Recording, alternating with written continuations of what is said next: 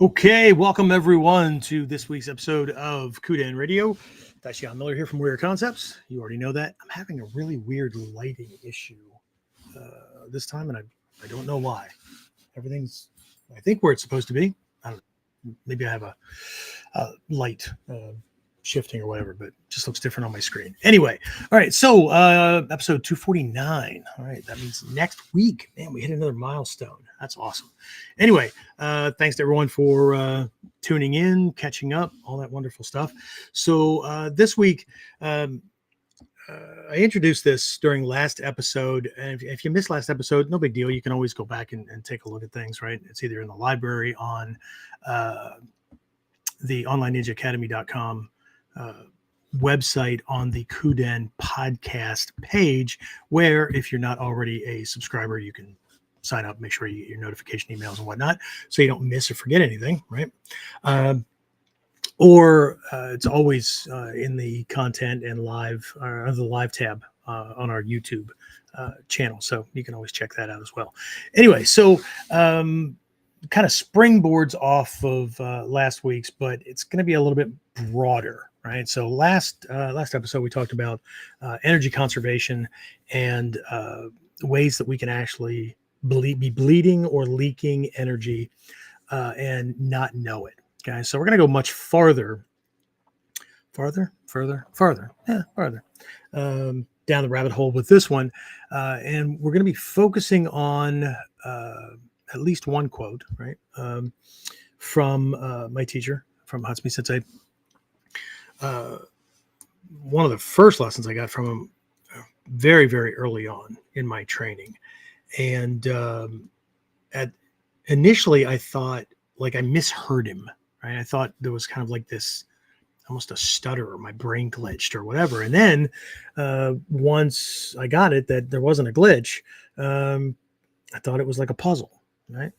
But it's not, right? We'll talk about that as we go. But the quote, the lesson is, if we cannot do what we cannot do when we must, we will die. Okay. Now, he didn't say we, if we do the direct quote, what he said was, if you cannot do what you cannot do when you must, you will die, or you will lose. You will lose, I think is what he said. Right? So again, not just a martial arts or self-defense thing, but a life thing. We're going to come at this from the self-protection martial side of things during this episode. Probably bleed over to other things as well, because that's the way it happens. But anyway, we'll do that as soon as we officially get started. So let's go ahead and roll the intro, and I'll talk to you when we get back.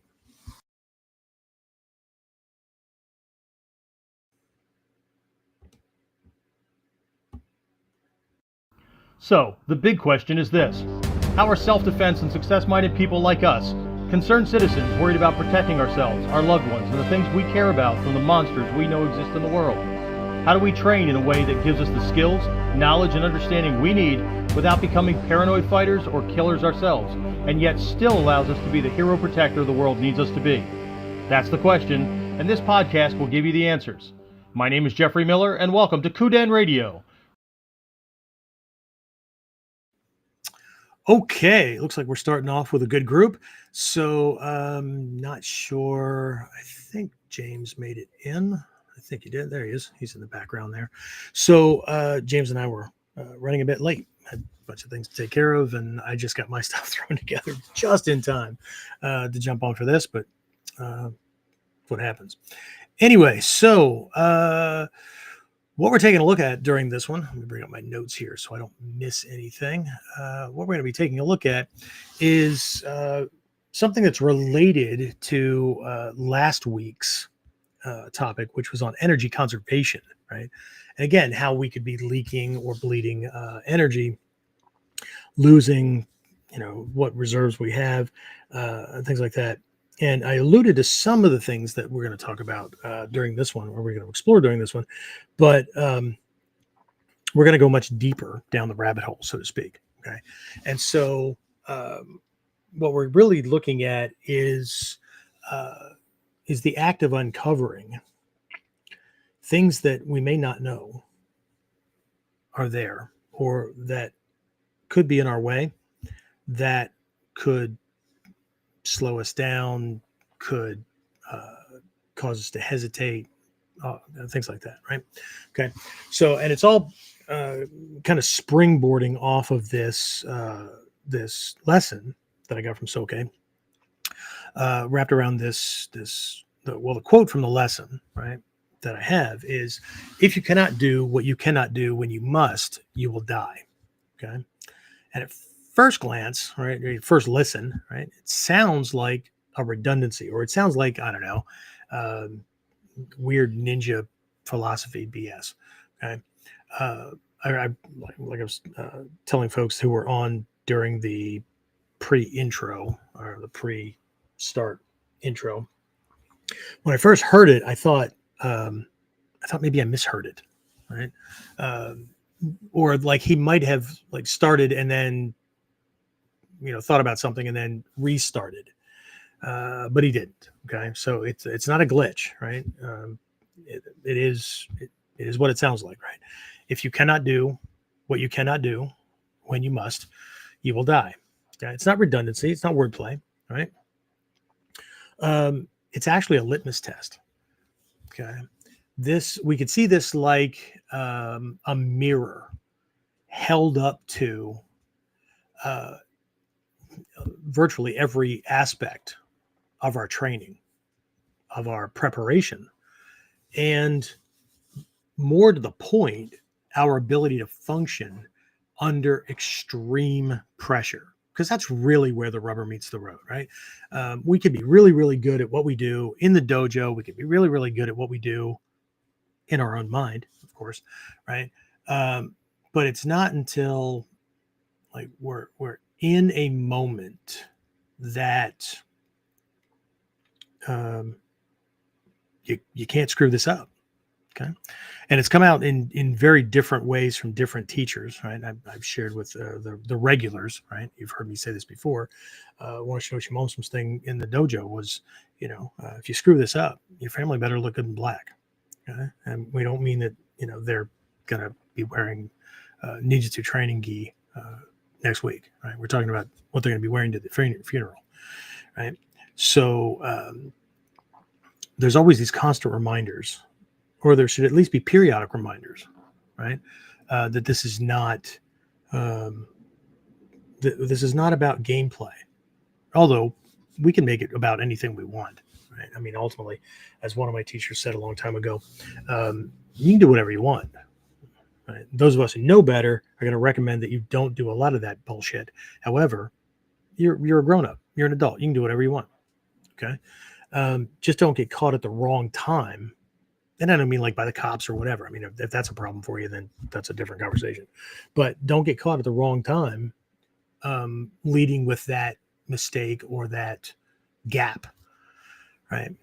Okay. So again, it's a litmus test, right? And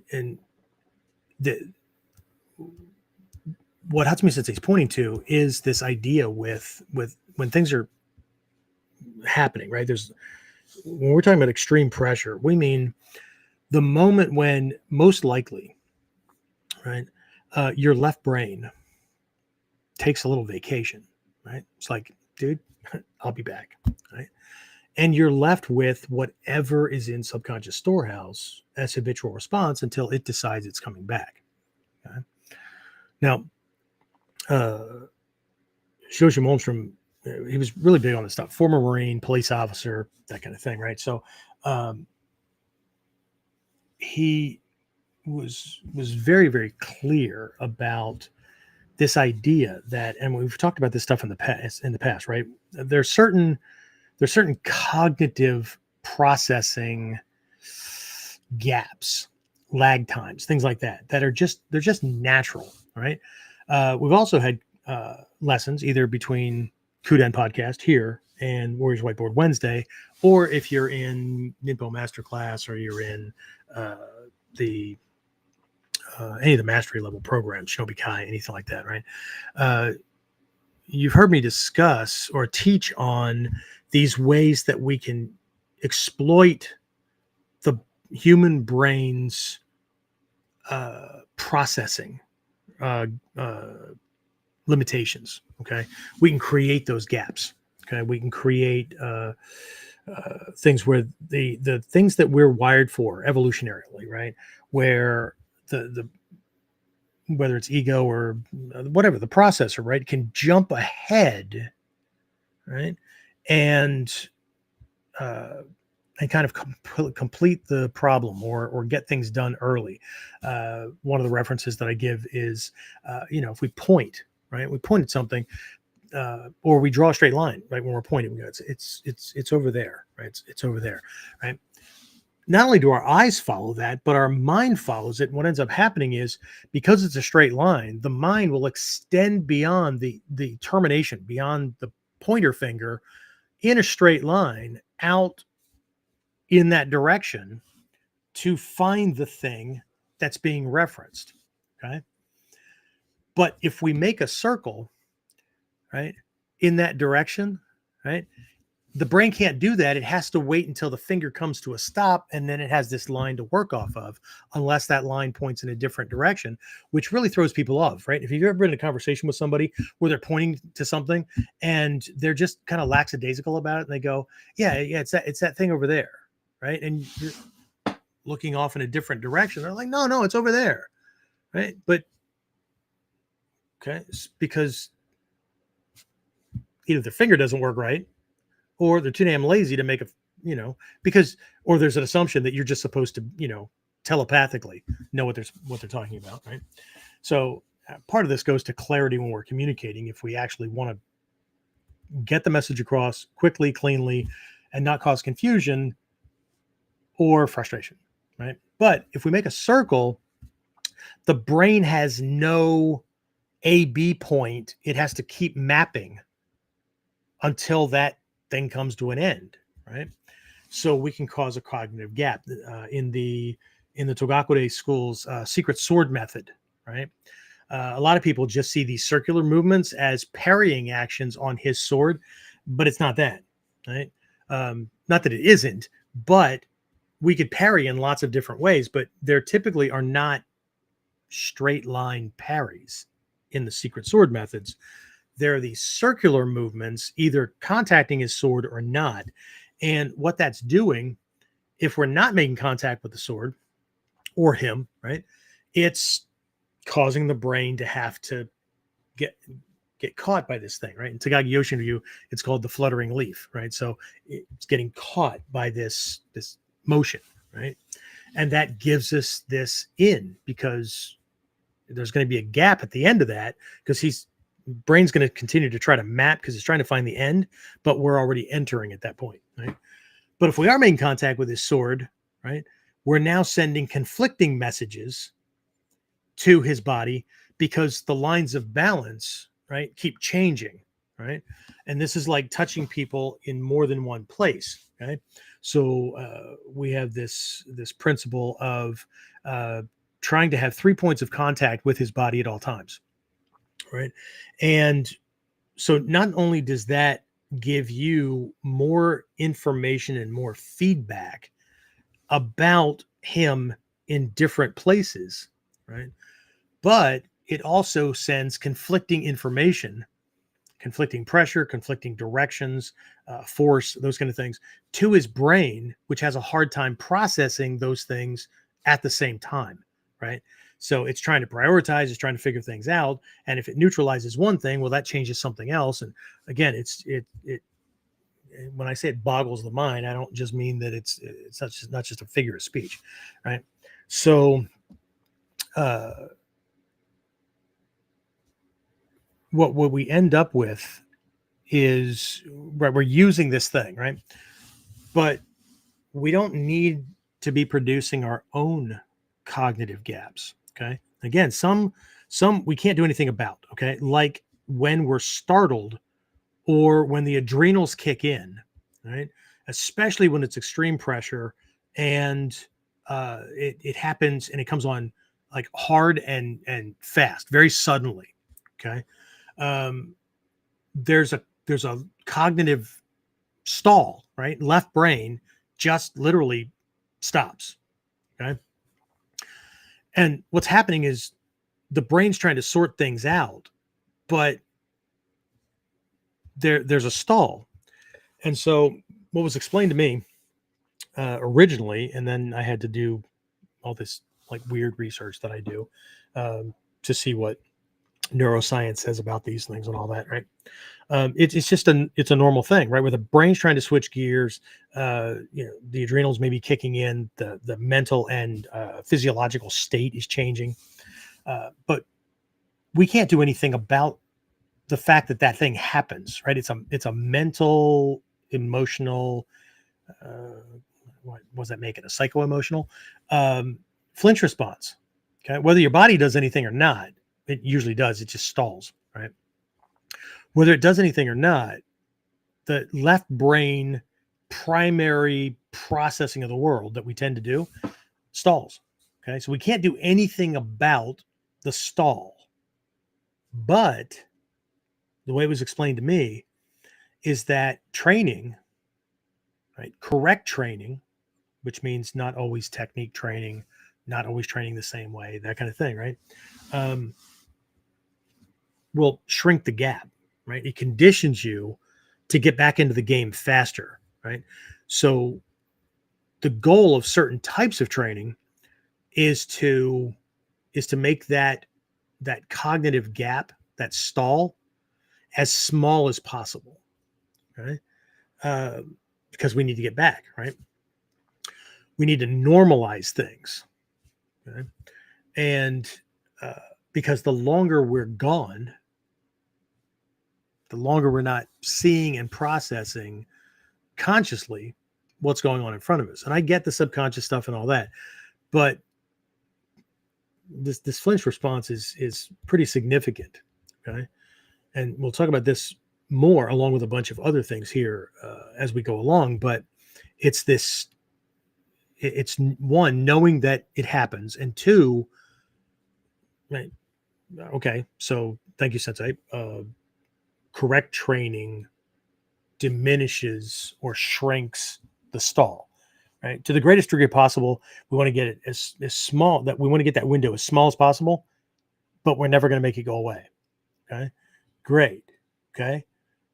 A lot of students just stop there. Oh, okay. Okay. Well, good to know. Okay.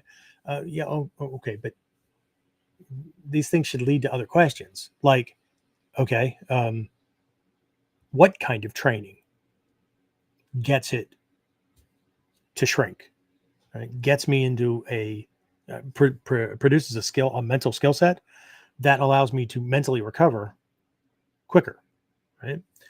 And two, since I can't make it go away, is there anything that I can do to wire in to either alter a flinch response or to create a new one that when that occurs, the body will do something other than what it might already be wired to do coming out of the cave, which could be everything from jumping out of your sneakers to bringing your arms up to cover the head and closing your eyes, because if we don't look, it'll go away, right? But that's not the point, right? The body responds to cover the life sustaining organs, right? Brain, heart, lungs, those kind of things, which is why we pull in certain ways. But that doesn't serve us, right? It doesn't change anything. Okay, so knowing that that's there, right? And so, what kind of training? Well, pressure training, right? And not all at once, right? You need to pick it up and go. But things and different types of pressure, right? Could be intensity, could be speed, could be surprise, anything that will induce that cognitive trigger that causes that gap to occur, right? Um, because it's the only thing that really matters, right? Not technique, not skills, not belt level, not rank, not ego, not whatever. The only thing that matters is that we're able to function under pressure, because it's how we function under pressure, right? Always, right? That reveals where any of us truly stand, physically, mentally, emotionally, spiritually. Okay. It's our ability to continue to operate well, or to recover from that initial shock, startle, whatever, quickly to literally get our head back in the game. Okay. So again, where I want to start with this, and I think I'm going to do this one much like I do Whiteboard Wednesday, where more often than not, I start off with a problem. Okay. And so the problem that we should probably highlight is that by and large, most of us, okay, myself included, hopefully not as much as I used to, right? But between the martial or the warrior philosophy from the different lineages, coupled with the truth and reality seeking of Mikyo. And by the way, when we say truth and truth seeking and things like that in Mikyo, we're not talking about dogmatic truth, right? Like this is the truth according to this system or this denomination or this whatever. Okay, it's like discovering the what is, right? The way things actually are, the way they actually work, that kind of thing, right? So, but by and large, right, most of us across, even if we weren't doing martial arts or self-defense stuff, right, we still have this thing. Think about any realm in our life: relationships, work, success, making the extra money to take that vacation before we were too freaking sick and crippled to enjoy it, right? We think we have time. We think we have time to get better, right? We think we can fix gaps in our skills later. I can work on that later, right? You know that old adage, right? We'll cross that bridge when we get there. Some bridges you don't want to even cross if you don't have to, but having to make up a freaking plan because there's a fire behind you and the bridge is the only thing, but it's this weird bridge you haven't seen before, and we have to navigate that before we get our asses burned off. Probably not the best plan, right? But if the moment comes, right, when we absolutely positively must perform, and whatever the skill set is that we need in that moment, right? If we can't do it, if we don't have it, if we dismissed it, we didn't learn it, whatever, there is no next time. Okay. James and I were having a conversation. James, was it James? James, was it you and I? We had just had a conversation earlier. You have was it a coworker? Was that our conversation? Who likes to watch MMA and stuff and could not get his head wrapped around how we do martial arts, but that's not what we do. Like he couldn't understand there was anything other than that. Was that your and I conversation? We covered like 15 different cards. Yes, that was part of it. Like hour and a half or something, right? Yeah. So do I have that right? Like that's what it was. He couldn't get his head wrapped around how we do martial arts or we do self-defense, but it's not MMA. So that just kind of made his brain lock up. Right. Okay. Yeah. Except it is MMA, right? Because Ninjutsu was the original MMA, or at least, I mean, I'm not going back far enough in time or broad enough across all possibilities across history and the globe and whatnot. But you think about the way Ninjutsu is set up. And now, I mean, we've synthesized how many things, right? So early on in the history of the art, we could say Togaku-ryu, but the taijutsu of Togaku-ryu is based on a synthesis of the Gyoko and Koto principles, right? But then, and that was only for when those times came up where they had no choice but to do things, right, that were not guerrilla tactics or those kind of things. So, and then that gave them more options in more directions, right? But then, we're looking at coming down through history, and then hits Takamatsu Sensei, and now we've got across 3 of his teachers, him getting 9 schools, that getting passed on to Hatsumi Sensei, except that both Takamatsu Sensei and Hatsumi Sensei had trained in other systems and received at least Menkyo Kaiden, right? For those of you who don't know what Menkyo Kaiden, full complete transmission of a lineage, means, just think at least a black belt, right? In how many? I mean, how many sensei alone? Uh, last number I saw was somewhere between 100 and 150. If you were to split things out into these finite things, I mean, he was just collecting things, especially through one of the teachers. But even if it's not that number, right? There's just all this stuff, right? So every time these things get added in, right, then Ninjutsu just ends up with more and more and more options. Okay, so but this has always been, right?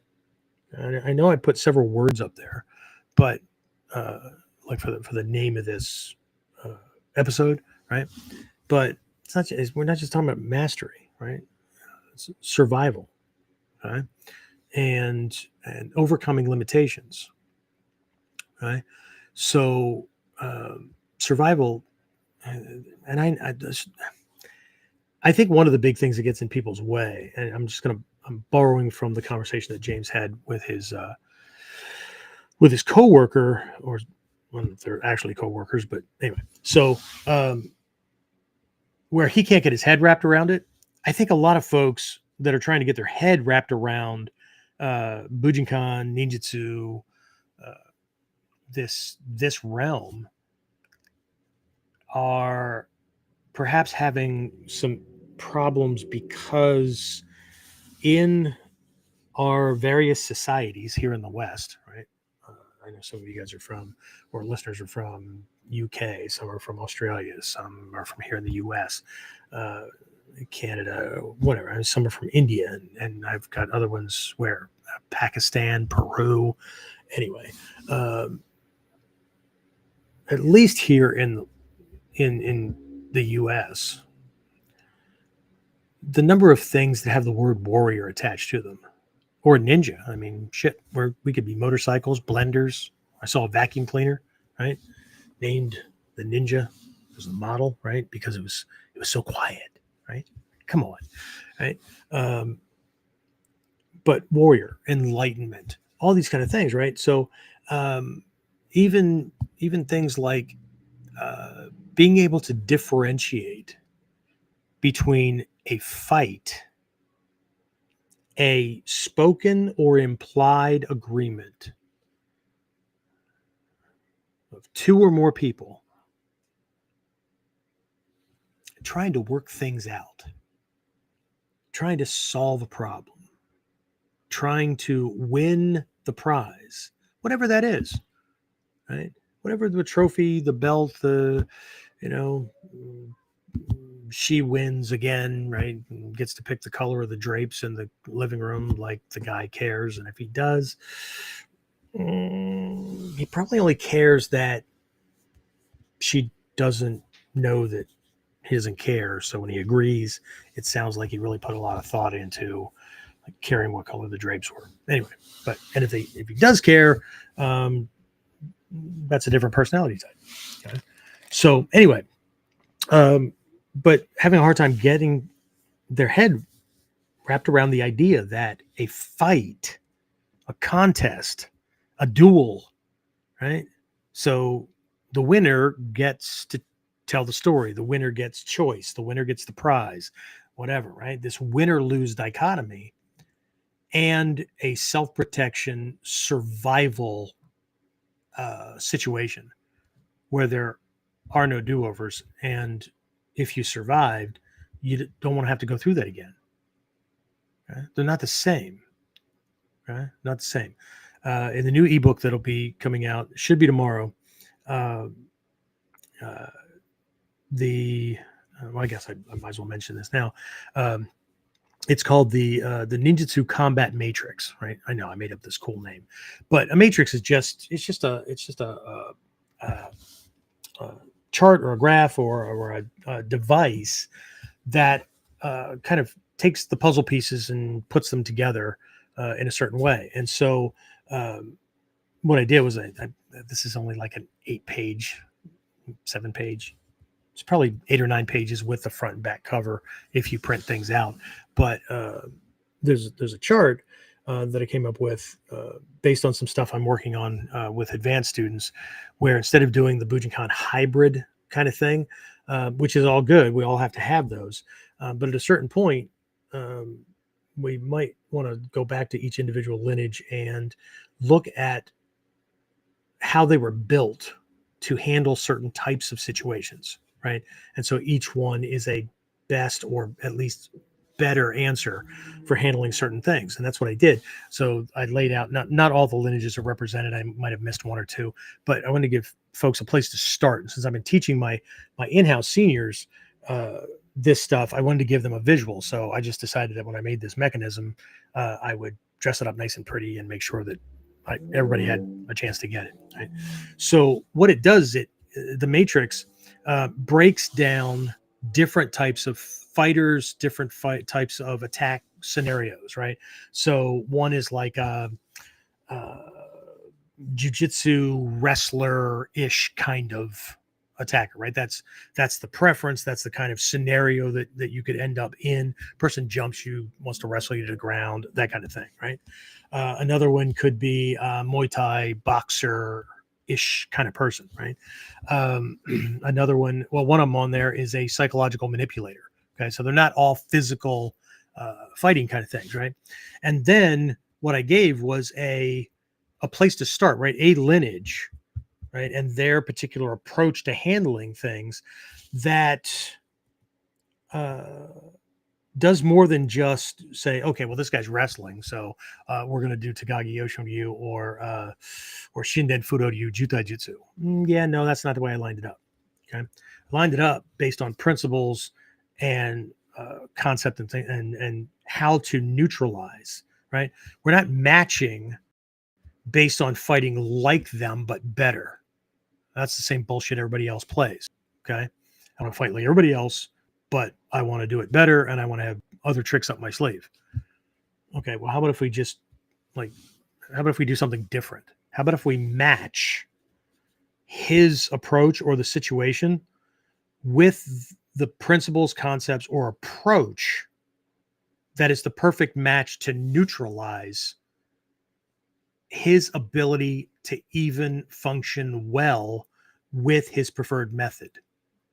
Okay. So, for instance, right, on the matrix, what you'll see is that for the wrestler and jujitsu guy, I matched up Kotoryu because Kotoryu, it's not just about breaking bones and manipulating his skeleton. It's about breaking his structure and not like breaking the bones, but breaking his structure or causing damage or injury or displacement or whatever in a way that prevents him from being strong based on that stability, right? So if a wrestler comes in, to do that wrap at the hips, catch my legs or whatever, I shift in a way that distorts his torso and jams his hips, right? Or he might catch me and fold, and then I shift where I'm pressing down on his shoulder or his head, and then shoving in at the pelvic bone at the lumbar pelvic connection, right, or at the hip itself to displace that hip, which causes him to crumble, to fall down. Okay. If he's coming in to do his thing, or we're wrestling around up here, right, I break a toe bone, or I slam into his knee, or something that uh, makes it very difficult for him to stand properly, which now diminishes his strength all through his body because uh, his legs don't function so well. Okay. Now, is that the only one that Koto's a match to? No, it's a place to get started, right? I didn't set out to write a long, this big tome for. In this instance, it's a place to get my students started, right? So if you're one of them, it's coming. If you're not, we'll let you know. If you're on one of the list, you'll get an email, and you can download it. It's free. Okay. Now, does it let you know about other programs? Of course, right? I mean, nothing's free, but it's a place to get you started. It's kind of like this and Whiteboard Wednesday and all those kind of things, right? So so it could be a little bit disorienting for folks, but the point of all these is to get things out of that contest kind of mindset, right? So, again, getting our head wrapped around matching things, not because I'm going to fight the same way he is and then hope that I'm as good or better than him, or at least I have a fighting chance to win the same way. Um, but getting our head wrapped around, I'm choosing the approach, I'm choosing the strategy as a match because it's the perfect thing that will neutralize his ability to do his stuff well, the stuff he's really good at. So I force him into a position where he has to make up something new on the fly. He has to try other things that may or may not be in his wheelhouse. And so he's always going to be at a disadvantage. Okay. It's not a fair fight, right? Because I didn't agree to fight. Right. And if I did, it's to save somebody else or to stop this nonsense or whatever. The only trophy I want is for this person to go away, okay? For however temporary or long that may have to be. Okay.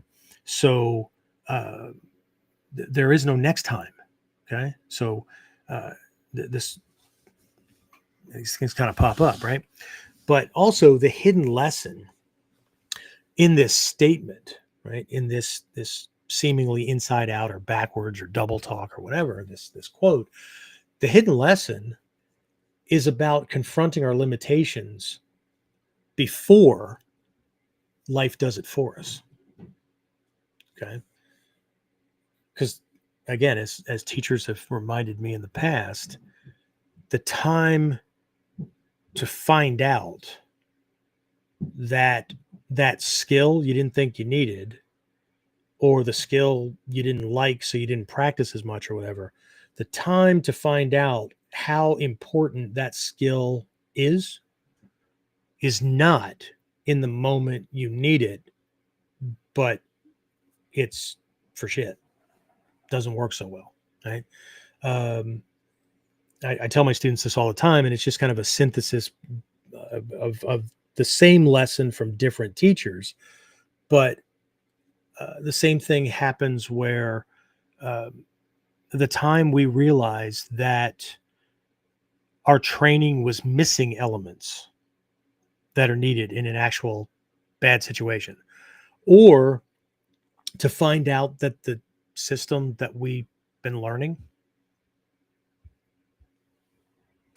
either doesn't work or doesn't work in the context of the way this person or people are coming at me.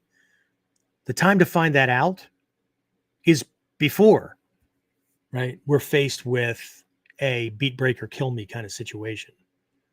Right? And so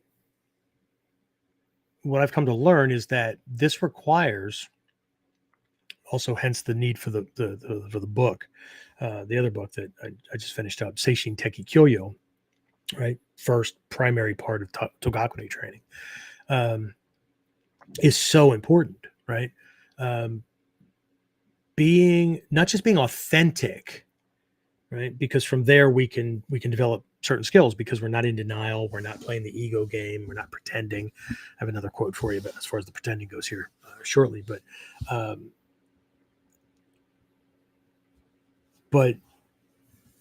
to be honest with ourselves, brutally honest. Okay. So much so that we're not sure that we like ourselves anymore. Okay. Because that's what's necessary. Okay. Because if we lie to ourselves, I mean, it's bad enough if we lie to other people, right? And we're dishonest and distrustful, or not distrustful, but we can't be trusted and whatnot, right? But if we lie to ourselves and we believe it, right? So again, see where things go. Okay. So anyway, for this episode, right, we're going to take a look at more deeply here about what another part of the phrase, right, what this cannot do really mean. Okay. We're going to take a look at something I call the illusion of later. Okay. Um, we're going to take a look at the psychological and emotional killers in combat and survival. Right? We'll talk about a few other lessons from Hatsumi Sensei, obviously, right? Especially when he talked about fighting, right? And how guilty for a while until I was caught off guard in training, and then had to be reminded that I was only half listening, right? Because Hatsumi Sensei never talked about fighting skills alone. Like, that's it. That's all you need. Okay. As a matter of fact, there's a published quote out. You can find it, right? Where he has said that if you can only do things one way, right? Anybody can only do things one way is a dead person. They're the same as being dead. Okay. Being able to adapt naturally to the context of the situation, right, is the key to survival. It's the key to what we do, right? But fighting and resisting ego's need to make things easy, to condense this down so we don't have to work as hard, or to pick and choose preferences because that's already what we would do, right? And think like a conventional fighter, right? I have videos out where we're doing a wrist grab escape, and they get the biggest number of freaking comments from people, and I mean like the smart ass jabs or the this is bullshit, flaming kind of things or whatever. But they all come down to I can't remember a time that anybody ever grabbed me in a fight, or I can't remember a time I ever grabbed somebody else in a fight. Not my fucking fault. Excuse my language. Not my fault. Okay, it's not my fault that that person's world is so narrowly defined. Okay, but fighters, especially if people are trying to learn self-defense from the sport realm, right? The only way to truly test your skills is to get in the ring. No, you can test certain aspects of your skills, but if you want to test your skills in this realm, you have to be willing to kill your training partner. Well, that's problematic because we don't live in 13th century Japan. Okay, so but from the sport fighter's perspective, and this is in the ebook coming out as well, right? All these ideas are fine until the first person finds themselves facing an attacker with a weapon, or an attacker fighting from a different fight style, or it was an ambush attack, right? Or it's multiple attackers. And then suddenly, right? Well, it's not fair. No shit. It's not designed to be fair. Predators don't do that. They do things so that it's easy for them to kill and eat the kill. Okay? And so this is a different realm. This is why Hatsumi Sensei always talked about the differences between martial arts, what he implied was conventional martial arts, and real Budo. Using the term real Budo is not supposed to be an ego stroker. It's supposed to be a reference to life and death warfare. They're not the same. Okay. So I will have a somewhat of a self-test challenge for you. Started that last week, so I will do that, and then see what happens at the end. But anyway, just shift my notes here so I'm in the right place to start. Okay, so let's do this. Let me get back over on here. So James, who do we have? Oh, I turned the wrong thing off there. So who do we have? It looks like I used the right words in the title, because I can always tell when, like, if things are going to be too cerebral or too like personal development, growth, and whatnot. The numbers of people that show up reflect that, right? It's obvious to me that, if I did more videos and more lessons like everybody else that caters to the predominant ego-driven need for more moves, we'd have way more followers. But this is one of the ways to vet things out, right? And vet people out. Okay. it doesn't matter how critical something is. If ego determines that, well, that's not what turns me on, then, well, guess what? Right? So, but I obviously use some of the right terms because we've got more folks on. Either that or we're getting more popular. And but anyway, so James, who do we have on? Who do I need to say hi to? Any questions or comments based on what I just covered there before we dive into the rest of this? No questions or comments yet, but we had Meryl, Trinity, Dave, and Jared all check in. Awesome. Spoke to Trinity last night. She told me she'd be on. Even when she said she was going to be on for KUDEN, I don't know if she did it on purpose or if it's just like ringing in her head. She used the same inflection that I use on the recording on the outro for next time on KUDEN. Right. that stuck out. Anyway, all right, cool beans. But she's a psych major and she wants to work for a 3-letter agency to mess with bad guys' heads and stuff too. So knowing her was on purpose. She meant to trigger something. Anyway, that's it. Nobody else. And then another one came in and said, "The way you're explaining this is amazing." And Trinity said that it was intentional. I say it with you every time. Well, I guess I'm consistent. I'm going to have to break that up a little bit. Anyway, so I appreciate the kind words. I'm just kind of trying to get the stuff out there based on lessons that I had to learn. Okay, so please do not see this as me standing on a pulpit or behind a pulpit or on some kind of a platform or something like that, telling everybody what they need to do. Right, I'm leaving. Again, same thing that one teacher reminded me many years ago. We're all adults. You can do whatever you want. Right? But if you're seeking guidance, we have to be careful because, again, I talk about this quite often in the Seishin Techie book, and that's only a 42 page book, and only because I decided to integrate a workbook style into certain sections. So it's actually a proactive learn as you go kind of thing. But as I point out in that one,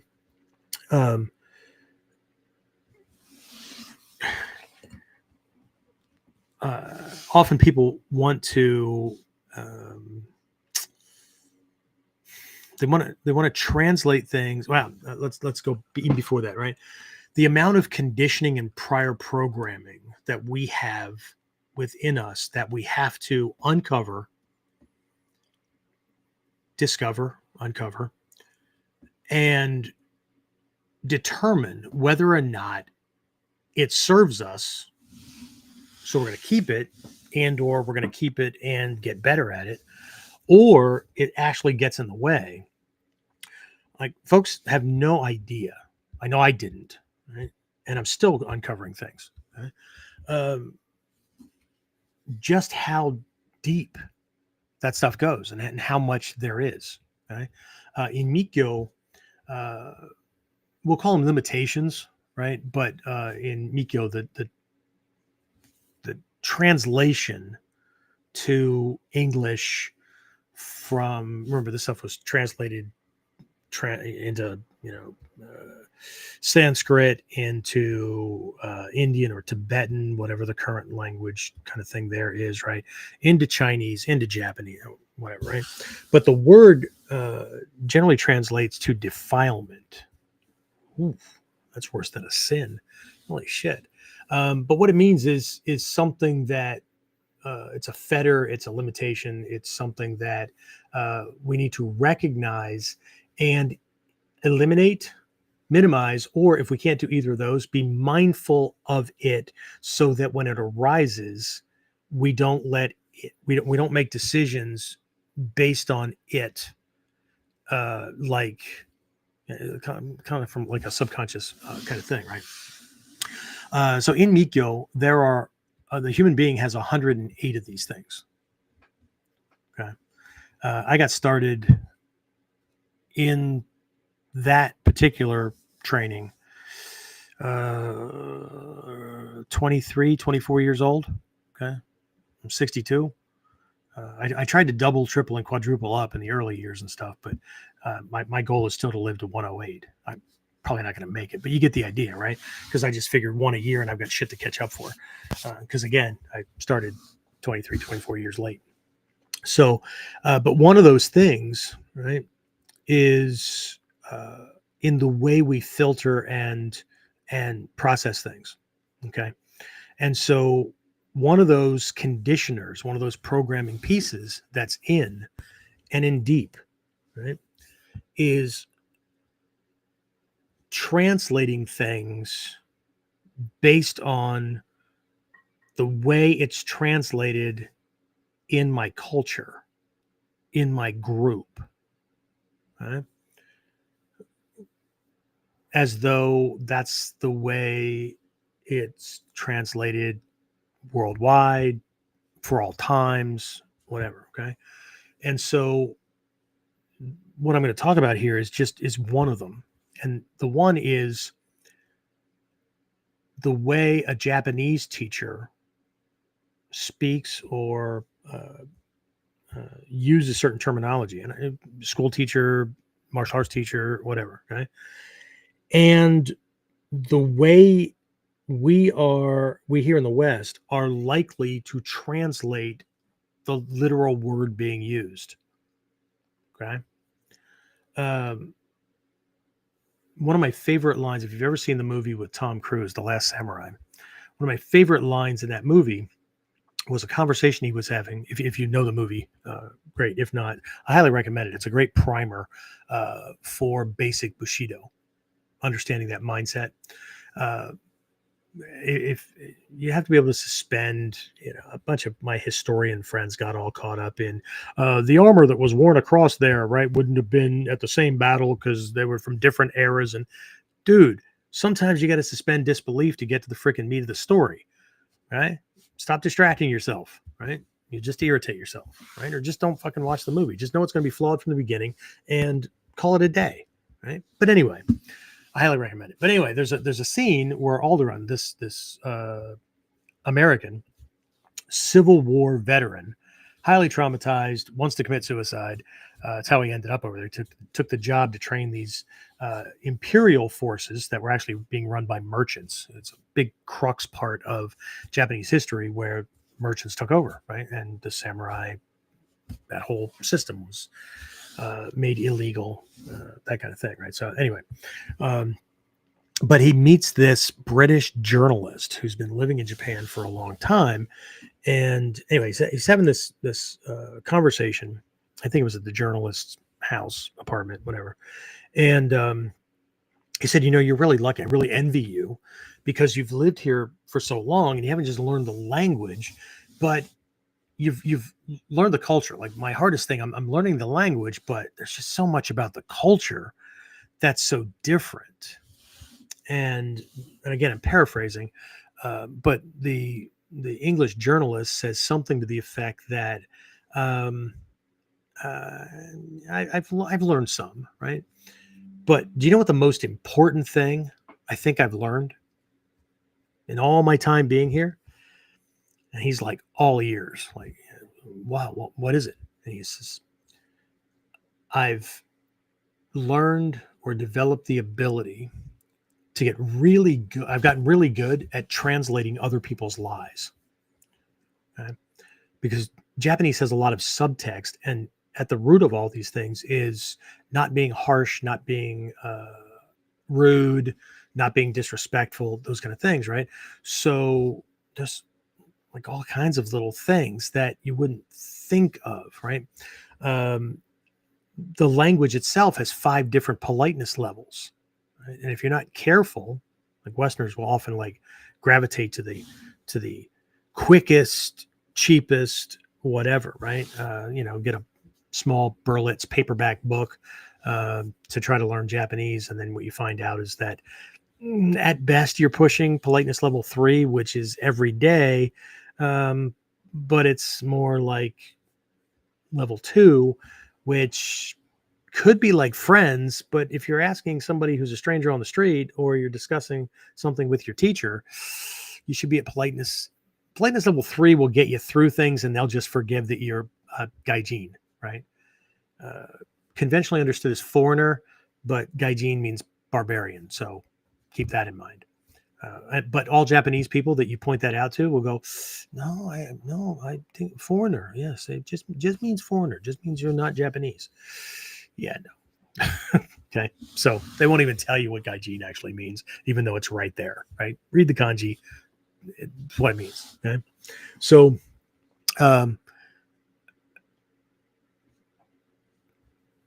but there are these different contexts, right? And so it is. There is the rare Japanese daishihan, now soke, two of them I can think of at the moment. Uh, Two have passed away, and one didn't become soke, and I don't know the story behind that. That really surprised me, but um, they will be very direct, which is counter to the typical way that Japanese do things, right? And you have to be careful because a lot of the Japanese daishihan, right, the way they convey things is typical of Japanese teachers, right? And one of the things that will get in the way for us if we're not careful is in translating the literal as opposed to the implied message. Okay? Hatsumi Sensei once, before retirement, in a moment of being absolutely pissed off and sending a couple of Seno Sensei and one of the other assistants came in with him, and like class had been stalled by quite a long time, and then they show up, and we had half hour, 45 minutes of a major chewing out, and it was all because somebody else triggered an event. Two people triggered an event. One was a Westerner, and one was one of the master teachers. That didn't go so well. But anyway, part of this lecture that was conveyed through Seno Sensei from Hatsumi Sensei was he is tired of Westerners coming to Japan, coming to class, interacting with teachers as though they are still in their own home country. Okay? It is not the teacher's responsibility to teach you Japanese custom or the way things are done. If you are going to be a student of a Japanese martial art, it's the first place to start. And if you're going to go beyond that and you're going to go to Japan and study it, then it is your responsibility to learn how things are to be done. See, because Japanese learn it when they're very, very young children. Well, like nobody told me. But you can't act like a ninja, and not you, right? Because we're all enlightened, right? You can't do some research before you go. You can't do some Google things. You can't, like what are some politeness things? What are some things that, right, Westerners are often guilty of, but are an absolute no-no in Japan? What is the polite way to interact with a teacher in Japan, or whatever, right? It's amazing to me that so many martial artists try to ape or mimic Asian culture in their Western dojo, but just absolutely fuck it up so badly when they're actually in country. Because, they bought it from somebody else. Okay? Like looking at somebody's eyes when you bow. You just don't do that. Okay? If somebody's looking at your eyes when they bow, okay, they're conveying two things. One, I'm doing this because I have to. Okay? But you and I are going to have a problem for a while. Or more commonly, if they're looking at you when they bow, they don't trust you. Okay? They're worried that you're going to do something, whether it's a facial expression, whether it's a physical attack, whatever. Okay? And I know how this shit got started in the West and all that, right? I mean, it originally probably started in Japanese schools and whatnot, because they were going to do kumite, or they were going to do something of that nature. And so we have combat bows. The distance is longer, and yes, you are looking at them when you bow, but you both have freaking weapons that can close that gap really, really fast. And it's an obligatory thing, right? You're supposed to do it, but you're not taking your eyes off that guy. But in everyday context, you're more likely to not be in favor of people, right? Or bowing to a teacher, right? Teacher nods because they're doing the Western thing for us, but the student, does it second, or they do just a little head nod, but it's smaller or shorter in time than the teacher does it. It's not the way it works. Okay. Anyway, let me get back to this thing that I wanted to point out, which was when a teacher suggests, right? I suggest that you practice this. I suggest that you watch for this thing. I suggest that you put this into your training, right? Or I recommend, or those kind of things, right? That's the polite Japanese speech to prevent rudeness, because they won't say, do this. If you're training and you want to be good, or you're taking this seriously, then do this thing. Okay. So we as students should always translate a teacher's suggestion or recommendation as though it were an order. But we don't do that because our conditioning, our programming, the suggestion is a suggestion, man. He only suggested that. I don't have to do it. Right. Nobody told me I had to do it. Right. I get it. Right. Because we have unspoken nuances and whatnot. Right. If you are ever in the military, and a lot of military people have forgotten this as well, as soon as they go into the civilian world, right? It doesn't matter if a leader, if somebody that's ranked above you or in charge of you says, do this thing, right? It's a flat out do this thing, okay? Or they say, right, I'm giving you a lawful order, do this thing. Or they say, man,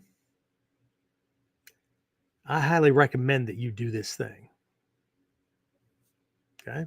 They could be chuckling. They'd be laughing. Dude, yeah, no, I'm serious. Go do that. They're all orders. Okay. Just because the sound of it's different, just because it's less formal or more formal, just because it's spoken or implied, it's all the same thing. Okay. And so, right, if that's getting in the way, then how much other stuff is getting in the way? Right? So, all right. I need to pull my notes back up here to jump into my formal outline. But James, anybody toss anything out there? Comment, question, anything while I was going about all of that?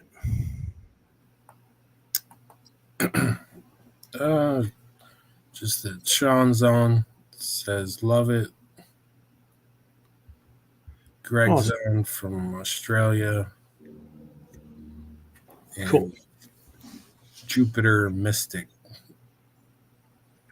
Wow. Dan, he said, has some questions for later if there is time for you to share thoughts on. Okay. Well, we'll see what we can carve out. All right. Let me get through this stuff. So is that it? We good? Yes, sir. Okay. All right. So again, I'm going to paraphrase a lot of this stuff because we're going to be working on this all week long. Okay. Students in class, right? I don't care if you're in the NIMPO master class and you're in on for tomorrow and Friday's class. If you're in for Whiteboard Wednesday we simulcast it, but I think most people show up on either YouTube or Facebook for that.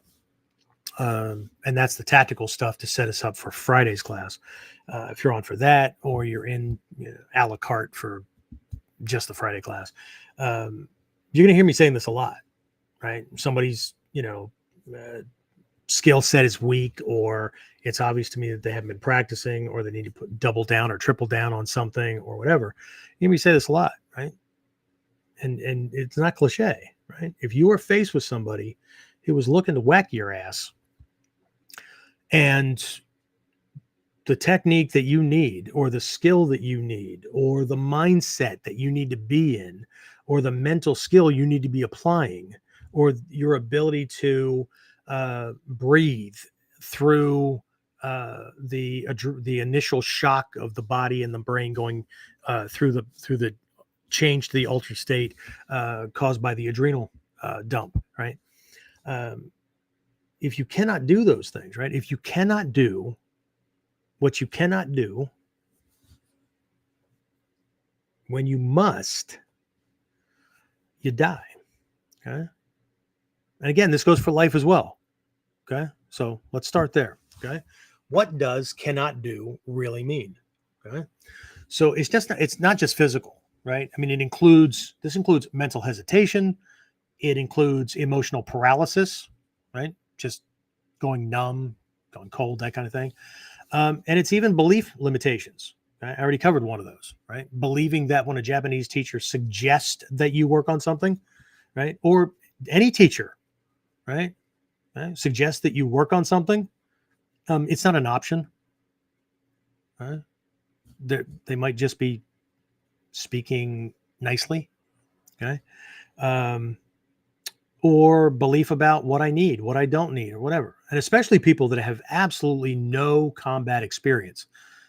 And I mean, it's one thing to have fight experience, like being in the ring, or having some street experience or whatever. And most of that stuff is based on Western boxing anyway. I mean, they didn't mean it, but that was the big thing coming up through the 20s through the 50s, that kind of thing, before judo hit. And then just kind of this transition of things being introduced into the West.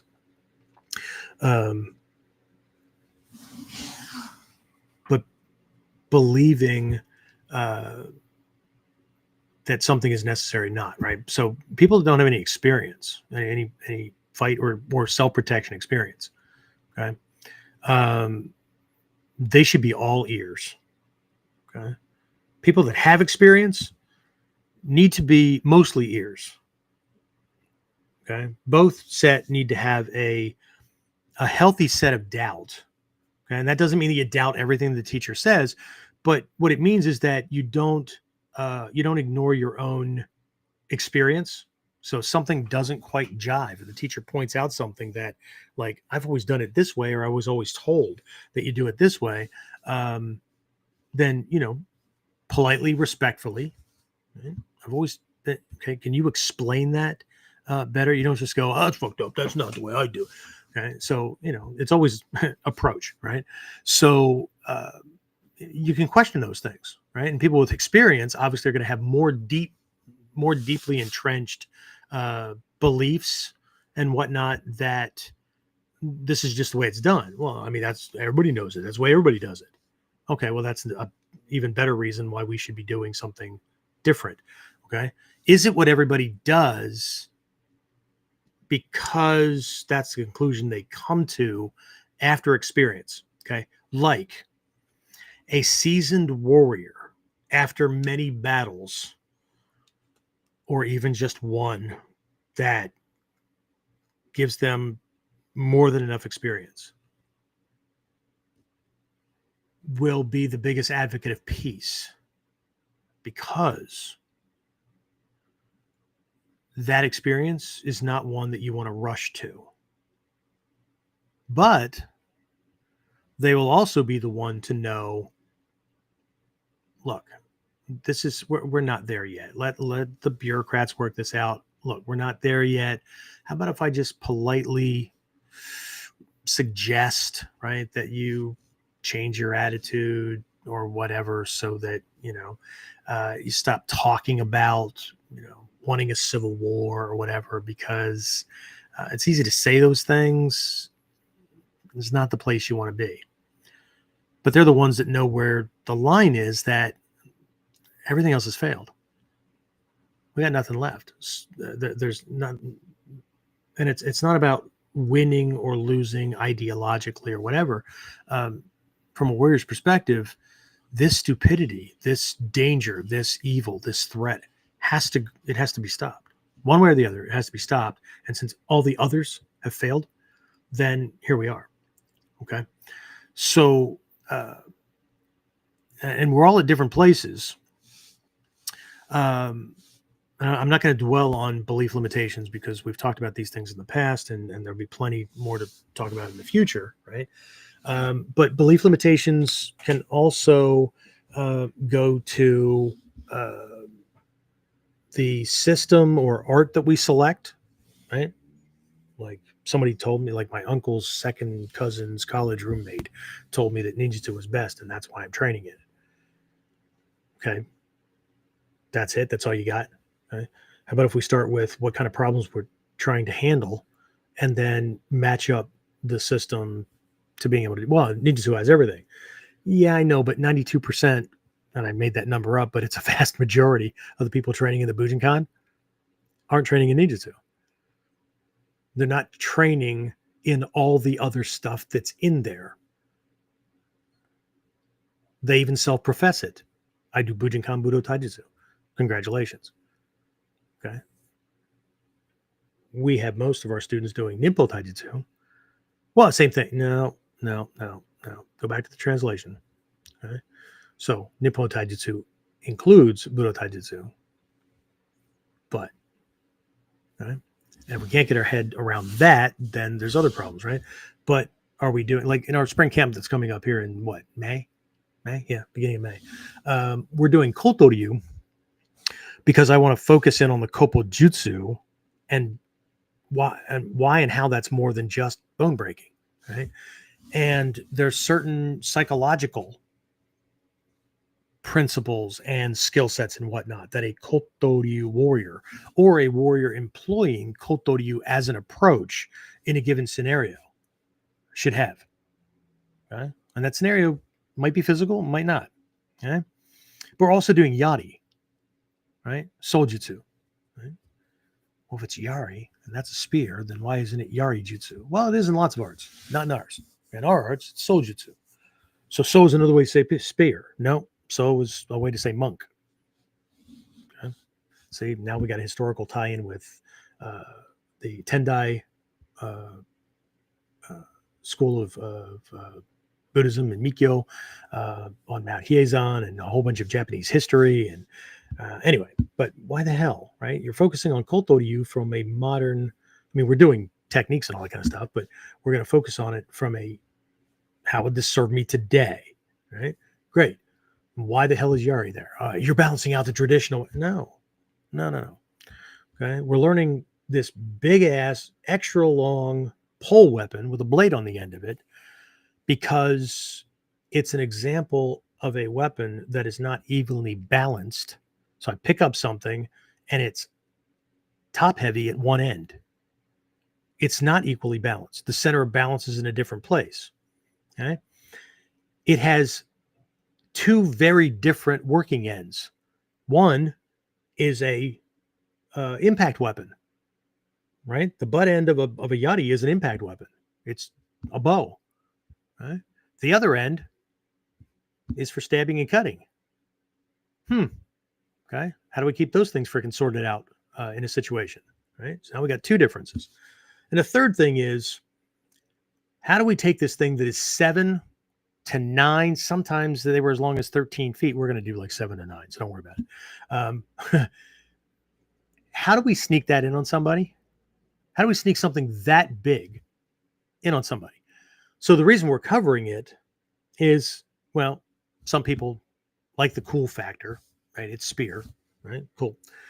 But from a modern context, what principles and concepts can I pull from this particular weapon that can be integrated into almost every other shorter weapon that I would probably be using in a modern context that would make that the use of that weapon even better?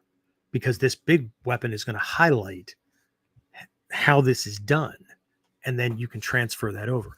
And of course, right, if we pick up something long ass, to defend ourselves, we've got, a handful of skills that that we can use. Okay. So again, limiting beliefs and things like that. But again, remember, this includes mental hesitation, emotional paralysis, call it fear, whatever you want, right? And it's not just skill gaps, like physical skill gaps, right? This cannot do phrase also points to things like your ability to execute when it counts because of, or when you're just swimming in stress, uncertainty, panic, those kind of things, right? um, Everybody talks a good show, man. When somebody shows up, I'll whack their ass. Okay. What if it's three? Well, I've learned about multiple attackers. Okay, all right, fair enough. Okay. I don't care if it's one, two, three, whatever. Okay. What if your wife and kid are along with you, or if you're older like me, right? Your wife and your 5-year-old grandson, or you're carrying your brand new baby and shit starts. Okay. How about now? How about I need to be able to defend and protect everybody, keep hands off of them, not trip over them, operate in a way where they're not getting in my way, and all the time not focusing, because now's not the time to focus on this, right? This is why I mentioned earlier, this is shit we need to do and get handled before we find ourselves in that situation. I think I talked about this last week during one of the trainings, right? Those people that love you and you love them and you're protecting them and all that, okay, don't ever forget that they're going to watch the demon come out. And that could change the dynamic that you two or family or whatever has for the rest of your life. Knowing that and dealing with that, and there's things that we can do, right? There's conversations we can have, there's discussions we can have, and whatnot with these folks, or just already having a plan of action for after, right? So that you don't lose the very thing that you were training to protect, right? This is important stuff. Okay. So again, I want to go through this and I want to highlight potential gaps in training. So what I want you to see as we're going through these, we need to take mental stock. Okay. Thought about that before. Oh yeah, I heard him say that before, but I haven't done anything with it. Okay. Yeah, it's something I should probably deal with. That's, also take stock of the, oh yeah, I knew that. Okay. That's the equivalent of, doesn't apply to me. That's not something that I need to handle. Okay. I had a conversation with him. Yeah, I know you told somebody you loved them once, but you probably say it over and over again because, and as a warrior, hopefully, or as an enlightened person, or an aspirant to enlightenment, hopefully, right?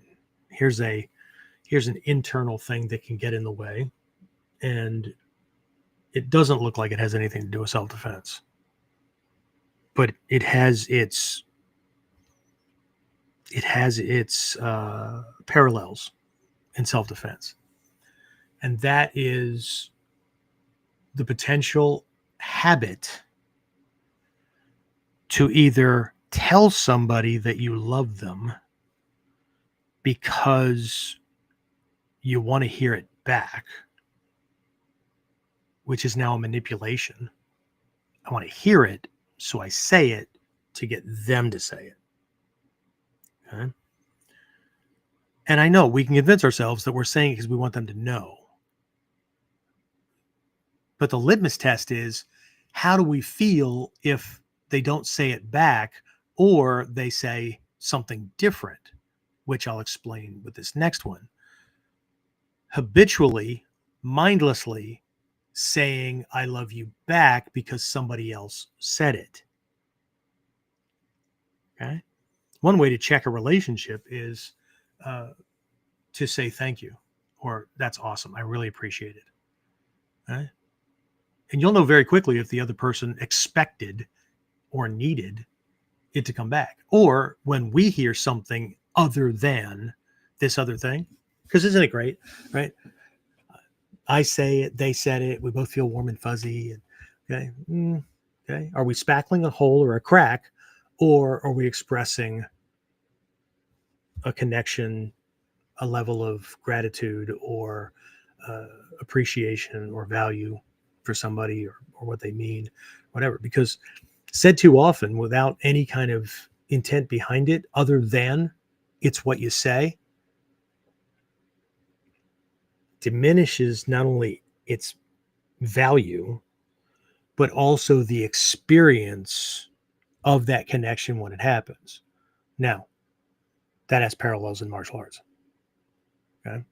Just like not having that juice in there, because you know when somebody they hug you or shake your hand and it's like, stop touching me. That's just okay. You put your arms around me and stuff, but there's nothing there. Okay? Or you shook my hand. Don't ever do that again.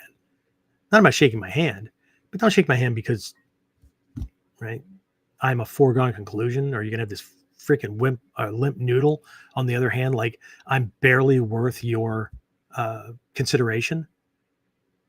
Okay? If you're not shaking somebody's hand to make a connection, or how about this, from a warrior's perspective, if you're not shaking their hand with the original intent to tie up their weapon drawing hand to show a sign of peace or solidarity, or I'm not trying to hurt you, we sacrifice up the weapon drawing hand. Okay? In some cultures, it was overlapping the hands and grasping the forearms, right? Whatever, right? But in either case, when we're shaking the dominant side hand, I know southpaws, right? You get a free pass on this, right?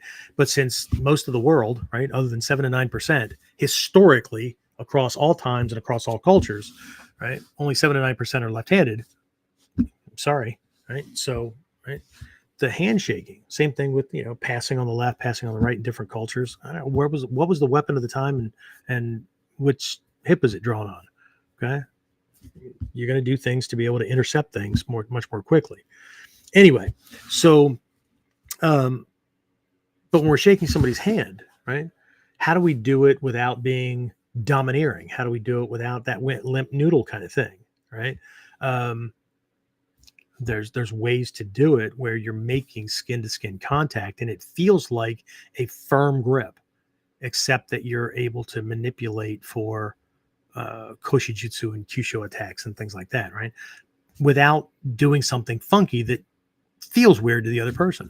It should feel like an authentic connection. Like it goes along. The Japanese would say, hajimemashite, dozo yoshiku, right? Let's make a good beginning and please treat me well is literally what that means, right? In English, we're often taught it means hello, how are you, or nice meeting you, that kind of thing. Hajimemashite, right, is referencing the meeting. It's a new meeting. It's a new beginning, right? Hajime, begin, right? Hajimemashite, okay? Okay. It's a good beginning, right? And then dozo, please, as in accept this, right? But yoroshiku is like treat me well, I'll treat you well, kind of thing, right? It's a good first start kind of thing, right? So whether we say that or not, shake somebody's hand, you met them for the first time, or you're meeting them again, you're meeting up, right? If you're going to shake hands or if you're going to hug or whatever, make a goddamn sincere connection, or at least learn how to friggin' fake it, so that they accept that you're not freaking hiding something, or you're not there under duress, or you're not there. Well, I don't want to be here. So, it's okay that they know that. Well, then don't fucking shake their hand. Just look at them and go, you know what? I really don't want to be here, but let's just get this over with. At least be freaking honest. Okay. It's really difficult to do Kyojutsu Tenkan, disguising truth and falsehood, right? If one doesn't know the difference, or know when one should simulate the gratitude, the connection and whatnot, so as to create a positive situation. So does that mean lying's okay? Well, what's the goal? Okay. And is it lying if, right? Okay, I don't want to be here, but I need to be here and this needs to be taken care of. Great. Okay. What about this needs to make sure it happens? Well, right. I need to connect with this person so that it turns into a win-win situation. Great. Then do those things that create that thing. This has nothing to do with liking it, disliking it, or anything else. It has to do with what's necessary. And when we can get to that ground, then we have room to play with the other things. Okay. But again, there's more conditioning and programming we have to get over. Mommy and grandma and whoever taught us, right? You do certain things, you don't do certain things, or whatever. And as a kid who didn't want to do those things because ego was riding high, right? Felt like an imposition because we didn't understand the need, like in a civil society. Okay. But those things for use in a civil society are getting in the way of some self-defense practitioners and martial artists way when it comes to self-defense. Because again, they're forgetting and they're training as though it's going to be a fair fight or whatever, right? All kinds of bullshit. Anyway, so, all right. Questions on the cannot do part. I know I just covered it from two sides very, very simply, but again, got a lot to cover, and this is not a seminar. So, James, anything from anybody? No questions. Okay, cool. All right, so let's take a look at my next topic, which is the illusion of later. Okay, other than beginning with the idea that I'm aiming for 108, but none of us, and I was there for. I was late for one, but I was in the room, right? So I would have known. And the other two, I was on scene and actually cut the umbilical cord, which was quite funny because I meant it as a joke, but at the same time, I had wished I brought one of my swords along because they always ask, Dad, would you like to cut the cord?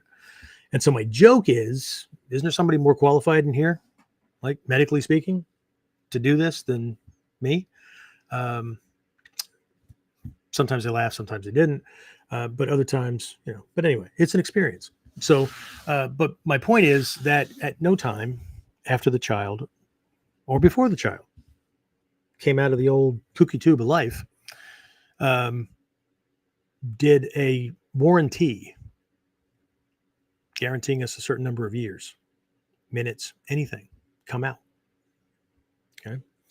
I always make a joke in class that wouldn't have been great if when we were born, the owner's manual for our body and mind would have come out too, right? It would have really cut this learning curve down quite a bit. I don't think Mom would have appreciated the shape. However, it would have been very, very helpful because a good part of learning this art or this art, right? Almost requires, right, a Gray's Anatomy or some similar anatomy book. You don't have to have the same kind of thing I have. James just told me he found the same book, which is one from medical schools, which is all the pictures are cadavers. So I know not just where the phrenic nerve is and where it runs, but what shape it is and exactly where it is among an entire bundle of AT&T network wires running through that same area, right? So that, psych, right? How brain physiology, all kinds of things, right? Wouldn't it have been great? But it wasn't, right? But not only did that not come out, but a warranty didn't come out either. Okay. So one of the illusions that we all operate under is that we've got time. And I know we'll often talk about it like, well, I know that I don't, I know we're all going to die. And yeah, I know, but my ego protects us a lot from that stuff, right? We don't think about it. We don't think about, like in Mikyo, we have a meditation, a visualization, right? To visualize a loved one, right? From smile, alive, and vibrant to old and haggard to dead to decaying all the way back to all the constituent elements returning to the earth. That's impermanence. That's real. Okay. Most people don't want to go there. Okay. They don't want to think about those kind of things, right? So dying is an abstract, which is why I think a lot of people's training is fucked up, because they don't train as though they really understand the consequences. And beyond the, well, if he kills me, I guess great. Okay. So you've had that conversation with your kids. They're good with your thing there too, right? Or the reason that I would jump into things, right? Because of the consequences, right? My kid's calling somebody else dad, or if you're one of the girls out there, right, calling somebody else mom, right? Just maybe the check is going to be too big. I don't want to have to cash that one. Okay. At least before my time. Right. So again, there's no guarantee. Right. So people ask me why, I guess nature of your life, you're just a workaholic. Look, I have a finite amount of time and I want to get as much stuff into students' hands, and I want to enjoy and experience as much of this life as possible. And I don't do that from laying on the couch, gnawing on cheese puffs, watching the same freaking rerun of a show that makes me laugh every time, right, on Netflix or YouTube or whatever. Okay, doesn't work. Right? So, but illusion of later, right? Many students unconsciously assume that they have time to develop certain skills or to fix gaps. But the moment violence or a life crisis happens, again, not just martial arts, right? You don't get extra time. There is no timeout. There is no pulling out a yellow card. No, I'm told that this happens in military basic training these days, and it makes me want to throw up, right? I'm overwhelmed. I need time. I always thought the purpose of basic training was to weed out those who, one, cannot operate as a member of a cohesive team, to be a member where everybody's watching each other's back, and two, to vet out people who will be absolutely friggin' useless when the first shot's fired. Right? Yeah, been there. So this, you're going to get the general spiel that everybody, whether I'm doing a corporate workplace violence presentation or writing a general article on self-defense or rape defense seminar, workshop, whatever that I'm doing, it's all the same. Okay. Violence is like a double-edged sword. And what I mean by that is that from our perspective, right, one of the things that we have to realize, otherwise it's another one of those belief limitations, right? From our perspective, violence is random. You never know when it's going to happen, what it's going to look like, the shape it's going to take, how many perpetrators, the scope of it, the weapons being used, nothing. Now, people can say, well, I can pay attention. I can start to see things happen. Yeah, but as soon as that happens, right, you're in the situation. You were in a self-defense situation as soon as you perceive the potential for danger. Anybody who waits for the shots to be fired, the fists to fly, or whatever, sorry, is a moron. They're wasting so much potential and so much opportunity for guiding things and to take control of the narrative, or at least get their ass out of there so they don't end up in over their head. I know. We have the skills. We got to use them. No, we don't. We've got lots of other skills too. Well, at least we should, right? Like discernment, right? Being wise. Okay. Like I could win this one, but the gang he's with will be hunting me and everybody that I love until we're all dead. Right. That's stupid. Right. We've covered a bunch of these things. But from our perspective, it's random. Okay. We never know when it's going to happen, what it's going to look like, what the environment's going to be, whatever, which should play into our freaking training, which should cause us to need to have the biggest fucking toolbox, right? And filled of any of our friends. Okay. That's the only way that you become the hardest person in any room to kill, which should be the goal. We're all easy to kill. Your job is not to be unkillable. It's to be the hardest person in any room to kill. Okay? But I said a double-edged sword. The other side, rarely, from the attacker's perspective, is violence ever random. And I don't want to hear the shit. Well, he just snapped. No, he didn't. He pulled the trigger today to do what he's been thinking about for a long time. Every time that he didn't carry out a verbal or implied threat, he was thinking about how he would do it. And he doesn't have to sit down with pen and paper to map it out. But he's been assessing, he's been paying attention, and that day he said, fuck it. So he didn't just snap. He decided whether it was emotionally, right? And that superseded the stop gaps that have been preventing him from doing it in the past, or them from doing it in the past, right? Or, right? And if it's a criminal attack, they're doing the same shit they got good at. Right? Anybody ever has a chance to look at CCTV footage of actual prison yard activity? Once you're finished looking at the stuff that catches your eye, the overt stuff, the guys lifting weights, the guys playing basketball or handball against the side of the building, the guys, maybe pushing and shoving or doing some breakdancing moves or whatever, because somebody's doing boom, chicka, whatever, right? They're doing the whole mouth thing. I don't do that, right? Look at the boring shit. Look at the stuff at the wall, at, in one of the corners or whatever, where it's just a small group, but it looks like one, maybe two, are doing most of the talking, and the other ones are kind of taking note.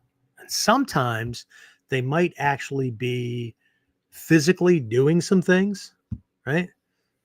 But prisoners hold classes and they share technique, right? Here's how I break into a place. Here's what I look for. Here's step 1, step 2, step 3, right? When I'm taking a motherfucker out, I do X, Y, Z. Okay. They all learn from each other. Okay. So whether it's gangs, whether it's the guys hanging out in the corner, whatever, right? If they're approaching you, they already have a method, right? Somebody in charge, whether or not he does all the talking or not, right? But there's somebody out there. There's 1 or 2 wingmen, right? They're going to act a certain way. There's a hierarchy to it, right?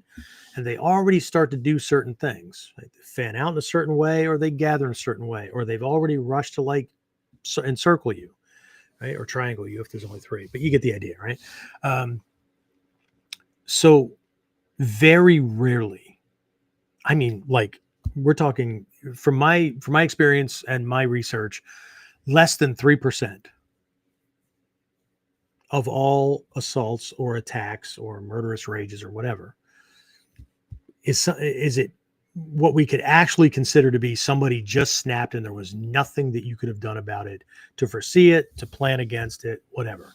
But even so, you still have a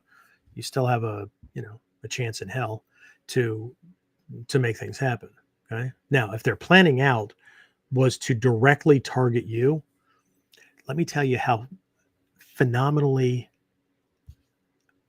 fucked you will be. Being targeted specifically, I don't use the word impossible, but that's fucking difficult. You want to see difficult? That's Okay? And I don't mean somebody looking out because, they want to fight you, behind the schoolyard, the schoolyard behind the school at 3:30 after school. I'm not talking about that. Okay? So, but let's be real clear here. Okay? While admittedly it takes longer to learn what we are learning within the full scope of the Bujinkan, it does not take that long to learn the core principal elements. Right? They're laid out in the new ebook that's coming out as well. Okay? Again, just very quickly paraphrase so that people know what to focus on. So we have a problem here because a lot of folks are easily distracted. And a lot of folks think they have time because something's like, it's uncomfortable or it's, I once had an uncle. I came home on leave one time. I was in the military. I was a military policeman. And I think I was stationed in Germany at that time. So Germany had, at that point, had mandatory seatbelt laws. We did not. And they also have like no speed limit on the Autobahn, what our interstates were modeled after. One of Adolf Hitler's many ideas. I think it was a great idea. That doesn't mean that I'm pro Hitler. Okay. But anyway, I just need to get that out there because some people are easily fucking triggered. And some of them are actually warriors. Go figure. Anyway, and so there's a saying in Germany that people only ever have one accident on the Autobahn. And there's a reason for that. Okay. But as a military policeman, I specialized in traffic accident investigations, among many other things. And there were plenty of accidents that I went to that, conventionally speaking, somebody should have died. Okay? And they walked away because of those things. Okay. And so, like, I'm a fan, right? But I had an uncle I was pointing this out to, and I was telling these stories about these things in Japan or in Germany. And he said, I know, but it's that strap. It just chafes and digs into my neck. And I said, I know, but then you can put something there, put a towel away. It's just uncomfortable. I said, and this is a moment because I was a grown up at that point. I was not the little nephew that, whatever. I say, what's fucking uncomfortable? Okay. In the first microseconds, once your car comes to a dead stop from 40 miles an hour on, right? But at 60, okay, the first microseconds, your chest wall impacts the steering wheel.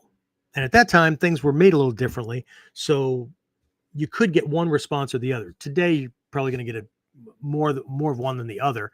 But in my mind, they're not that much different. Okay. So within that second microsecond or whatever, right, the steering wheel is going to break free and your chest is going to begin impaling itself on the steering column itself. Okay. That post that comes up. Okay.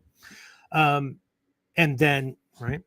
And if the steering wheel does not break free, right, then your hips leave the seat and you begin passing over the steering wheel, the steering column, steering wheel as it flexes, and your head makes contact with the windshield. And then it punches through the windshield. And I stopped and I said, do you know how safety glass is made? No, I just know that it's like, it doesn't crack or it doesn't like break off. Yeah. So what you have are two pieces of glass with a sheet of plastic. Okay. It's a film and they're sandwiched. Okay. So it keeps the glass from shattering in all over you if something hits it like a rock or whatever. Right. So that's the good news. The bad news is in the next microsecond after your head has gone through and the deceleration begins, the windshield that is buckled out collapses back in and pulls you back in, and it closes around whatever it's on. Uncle Frank, that hasn't happened to me, but I've seen it plenty of times. I can imagine that's much more uncomfortable for just a moment, than the chafing of the shoulder strap. But hey, you do you. Okay. So I'm very nice and whatever until it hits a point where like I don't do well with disrespect and I don't do well with blatant like ignorance hitting me in the face, especially with somebody that I care about.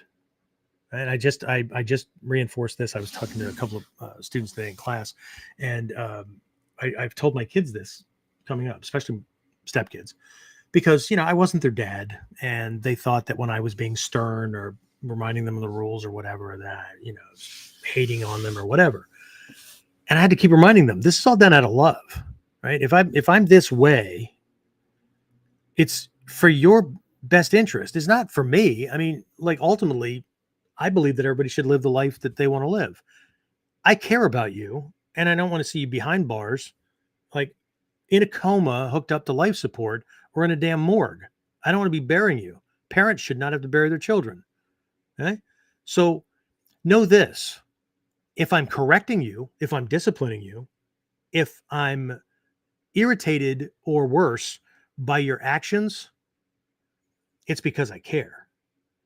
The day you'll know that I don't care is the day I stop doing that. If I stop talking to you or I let you just do whatever, I have abdicated my responsibility for teaching you any lessons to the legal system and the universe. And the rest is up to you. And there's one that's where we are. Now, I still care. There's still a modicum of care. Okay. I'm not going to drive them to wherever they're going to do the stupid thing. Right. However, every once in a while I still, but it's a gentle reminder. And when they say, oh, I know, I right. And the story starts to spin. I just go, oh, okay, well, just checking. I just felt the need that, for the reminder, if it wasn't necessary, I apologize for wasting your time. Okay. But okay. So anyway, we have to be careful these illusions we can throw over ourselves. Okay. I have a small business card size. It's a card, right? It's probably a blank business card. One of my teachers back in the day had this thing printed up and it went to all of his close students. And it was a simple reminder. Right. Now it's also posted. James, you've probably seen my office door at the dojo more often than anybody else that's on, or Trinity. So there is a reproduction. There's an image of a red fudomyo on the door. Yes, you know what I'm talking about? So fudo is the no nonsense, get your shit together, like get it done kind of thing, right? He represents my fire in the belly, right? And then right above that, there is a card. And then above that, I think I have another image. It's probably a Boys' Day gift I got from one of my Japanese older friends. It's like a warrior brocade looking kind of. Anyway, so, but there's this little card. And what it says is that somewhere in the world, someone is training and or planning to hurt you or hurt somebody. And if you are not training, the implication is training properly. And if you are not training and you meet him, you'll lose. So again, we don't get extra time, right? There is no rematch afterwards where we can talk smack like, oh, it was a great fight, dude. Yeah, no, I want a rematch. Oh, anytime, man. Like, love you, brother. I know I almost knocked 4 of your teeth down your fucking throat and, whatever. Okay. So it's weird camaraderie, right? The point here is that you don't get extra time in that moment under that amount of pressure, right? There's no bigger deadline than that, right? You either can or cannot act in the way that you need to, in the time that you need to react, to the intensity that you need to react. It's a whole bunch of things. Okay. going to go back to that cannot do thing for just a second because I forgot something. The cannot do also implies psycho-emotional stuff, the willingness to. Okay. Give this some thought. We often take the moral high ground in class because, like, we're the defender, right? In self-defense, I mean, we take this, ego takes this big moral high ground, right? Like, I'm the defender, so what? Look at all the shit that we do. Look at all the stuff that we're learning how to do, right? Shoulder dislocations, right? Breaking bones, all kinds of things, right? This shit's worse than like most of the assaults that occur here in the US anyway, right? One about every 11 seconds. But if you look at them statistically, the way they're done, the way they're set up and all that, 95 to 98% of them, we could easily handle using our basics, which is why I'm good with giving most of my students the hybrid, generalized, synthesized Bujinkan Budo Taijutsu approach. I still call it Nippo Taijutsu because I still inject other things. My Shinobi Kai people, my inner circle people, yeah, no, we're training to deal with the 2 to 5% that, no, it's not, it's the opposite extreme. But if we can handle those, then everything else is a cakewalk. But either way,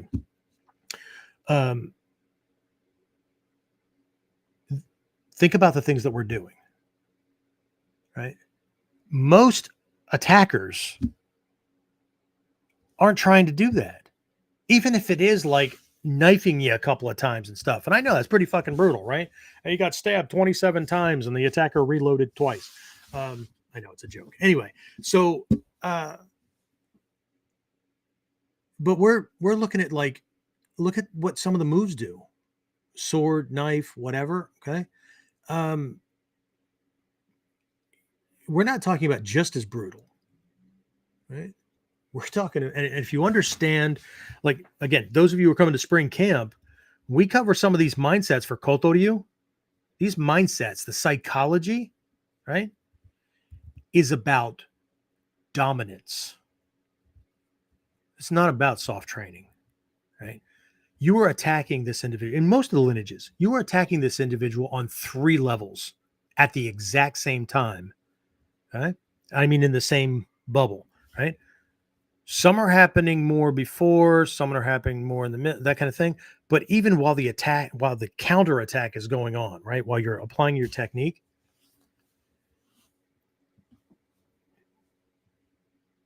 you are stealing, you are seizing his heart. You are invading his soul, right? There is no escape for this individual,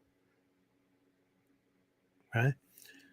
So that may be tough for some folks, but at the same time, we take this moral high ground because we're the defender. But look at the shit that you've probably already learned to do. But that's not the question. The question is, and it's easy for ego to say yes, so be careful on this, right? This is about honesty again, right? How many of these things do you honestly believe that you would be willing to do to another human being? Scratch that. How many of these things do you think you'd be willing to do to a friend or loved one who is either absolutely freaking blind enraged or, for whatever reason, meds, snapped a gasket, Alzheimer's, dementia, whatever, right? And they don't know you anymore because they're not the you that you knew anymore. Either way, how many of these things you're willing to apply to them? How many, just the restraints that we have, are you willing to apply to a loved one? Knowing that you're going to have to deal with that for the rest of your life because nobody in the family is going to let you live it down, let alone them. And I know how easy it is to come across with a tough guy, but that cannot do. Right? We know how to do a lot of things, but if we just look at that phrase from a different perspective, if I cannot do, right? based on willingness and intent. What I cannot do as a barely practiced, it's good in the dojo, but technique, when I must, I'm going to die. And whether I die physically or I get my ass and soul handed to me by a vicious animal and I am wrecked psycho-emotionally for the rest of my freaking days, it's still a type of death. Right? So I know some of the stuff is a little hard-hitting, but if you keep showing up, well, you know where the back button is. You know where the cat videos are on YouTube or whatever. I mean, you know, some of you are really, really close. You could just switch, right? Okay. So anyway, before we move into psychological and emotional killers, and I'm going to have to rush through the rest of the stuff here, but James, questions, comments from anybody? I keep hitting the wrong freaking thing here. Good thing I'm not turning the system off. What do we got? Trinity said, I understand the importance of this topic and these talks, but as your kid, I'm just going to say I don't like the topic at all.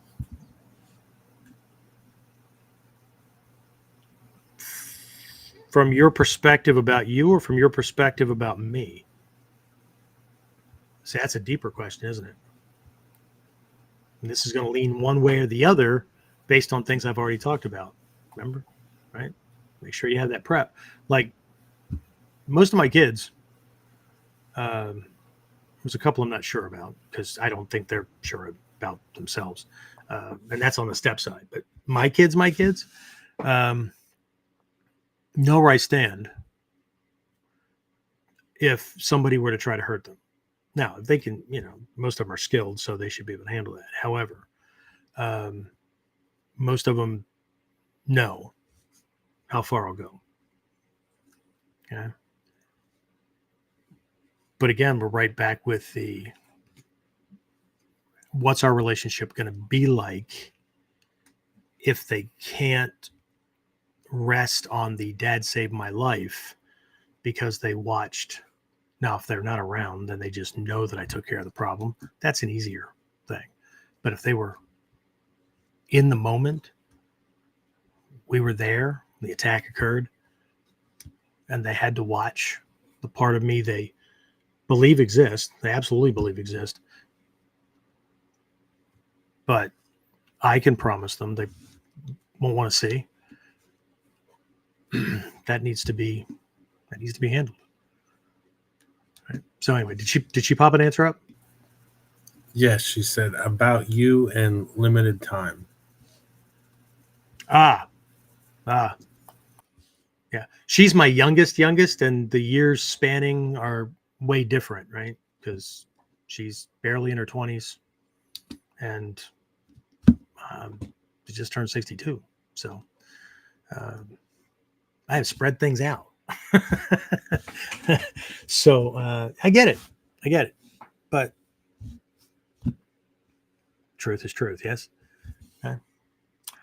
Anyway, which is why it's important for every day, right? Make the best of that day, right? You woke up on the side of the grass. There's lots of people who can't say that, right? They didn't wake up alive. So, okay. Anyway, anybody else? That's it right now. Okay. All right. Very quickly here. As quickly as I do things. All right. So psychological and emotional killers in combat and survival. So, we're talking about psychology and we're talking about the emotional things. When I say killers, I mean the things that he might as well have an extra one or more allies on his side. Okay. That's how bad this is, right? This goes back to a quote I used last week, which was never being accomplished through your own ass kicking. So the question should be, what kind of things could, coming from me, get in my own way? See, we're so omote, we're so outwardly focused on being able to defend against that incoming punch or that kick or that bullet or whatever it is, right? But either it's glossed over or we never give that much consideration or we never even bother to think about it. Or we don't know we should, right?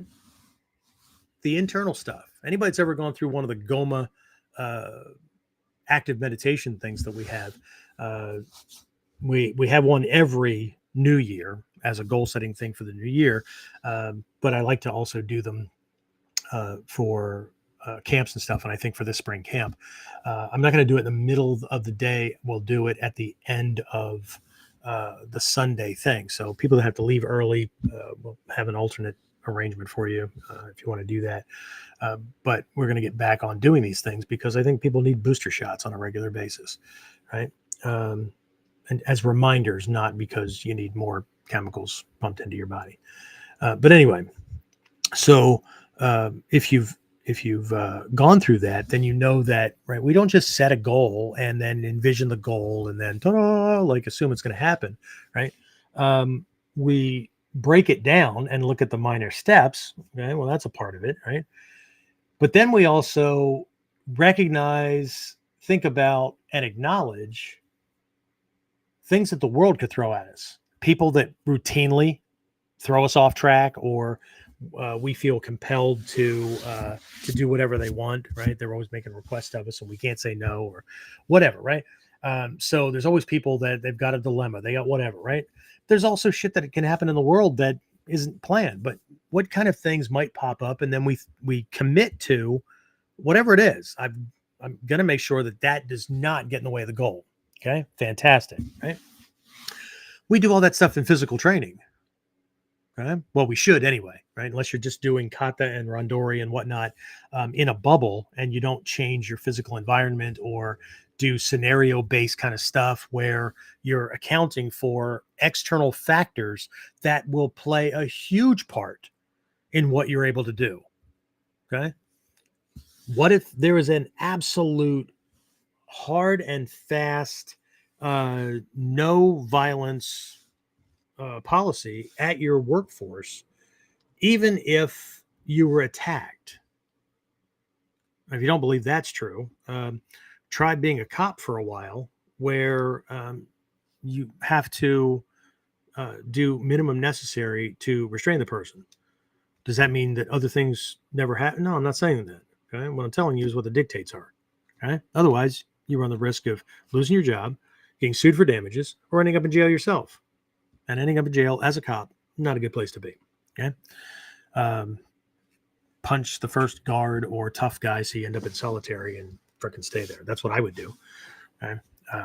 Can't attack me if you can't get at me. Anyway, so we go through that stuff, right? External stuff. Right? But that's the easy part. Okay? Because the next part is we have to recognize and acknowledge all those things that I do, we do individually.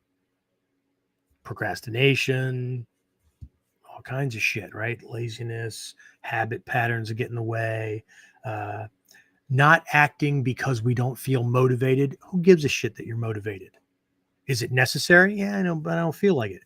Is that what you're going to tell the attacker? Oh, he's going to love that. That's fucking beautiful. Okay? Today's not a good day, man. Tomorrow's not looking good either. Can you, yeah, good luck with that. Right.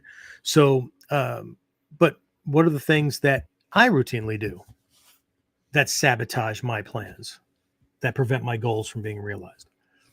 Okay. So what the hell does this have to do with this? Well, okay. What kind of things get in our way? How do we normally handle stress? Fear, uncertainty.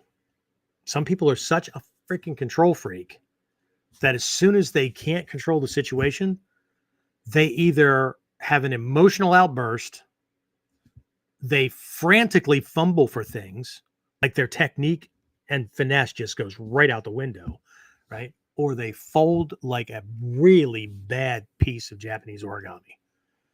is just really bad. Okay. But stress, fear, and uncertainty, right?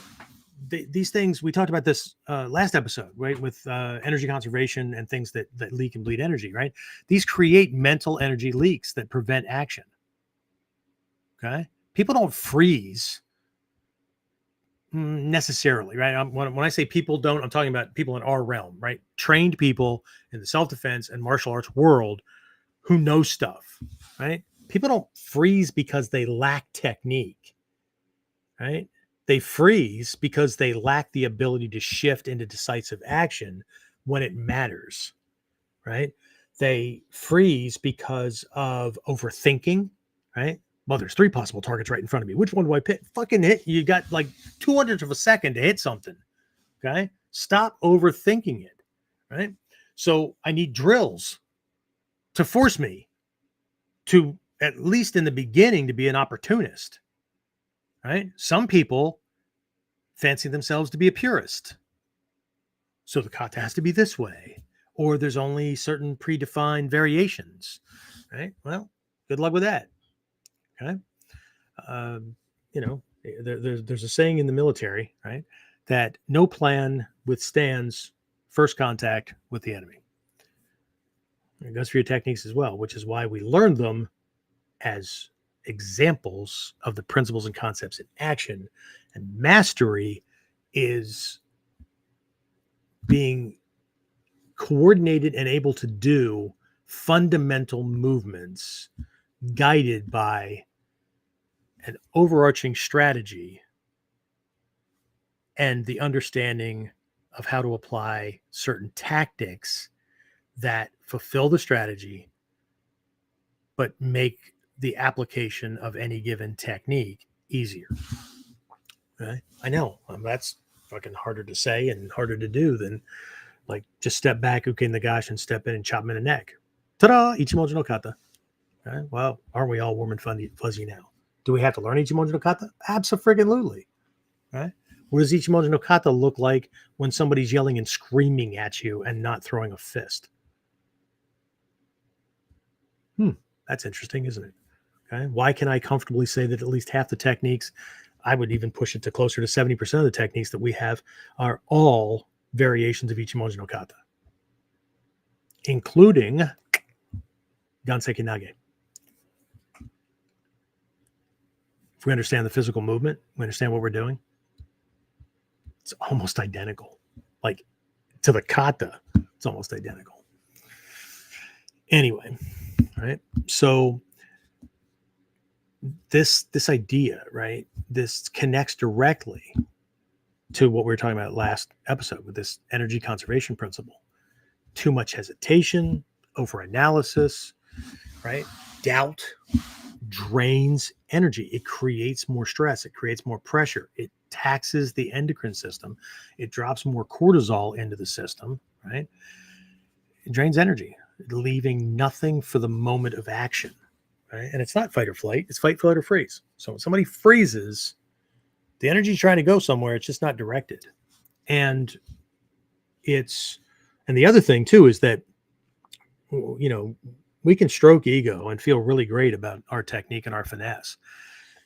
But if we never pressure test it, we don't know where the flaws really are in our movement, in our thinking, in our flow, anything like that. We won't find where it breaks. And again, going back to what I said earlier, the last fucking place you want to find out that you're lacking a skill or your technique's not what it's supposed to be is when yours or somebody else's life is on the line. Okay. So, okay. We want to get to a point where you're literally surprising yourself with the application of a technique because you didn't have to left brain think about it. As long as we have to left brain think about a technique, including variation, including which fist is coming, all those kind of things. Okay. So you'll see descriptions of that when the Seishin Teki book comes out, because there's a lot of mind skills in there, right? And they all connect like puzzle pieces. Right? So that'll be fun. Okay, so just a little extra thing here from Hatsumi Sensei. Little real world example kind of thing, right? So I mentioned earlier, right? Soke never talked about fighting skills alone. He talked about, like, I remember we talked about fighting, right? It was always about adaptability, about survival, and about natural movement under pressure. I remember one time I was in Japan, and if you've ever gone to the Budokai in Ayase to train, it looks like something right out of a freaking Japanese sci-fi anime kind of things, right? Budokan. So you need to understand in Japan, there's Budokan and there's Taikukan. Okay, Budokan, Taikukan. Taikukan is the equivalent of like our YMCA, right? So there's a basketball court in there. There might be tennis courts. There might be a couple of dojo, right? Rooms dedicated to martial arts practice. At the one in Kashiwa, where Shrey Sensei, I don't know if he's still doing classes there or not, but where we did classes certain times a week, and then other ones we did in Kaskabe, which was a Budokan, right? Much smaller than the one there in Ayase. But and one of the halls was dedicated to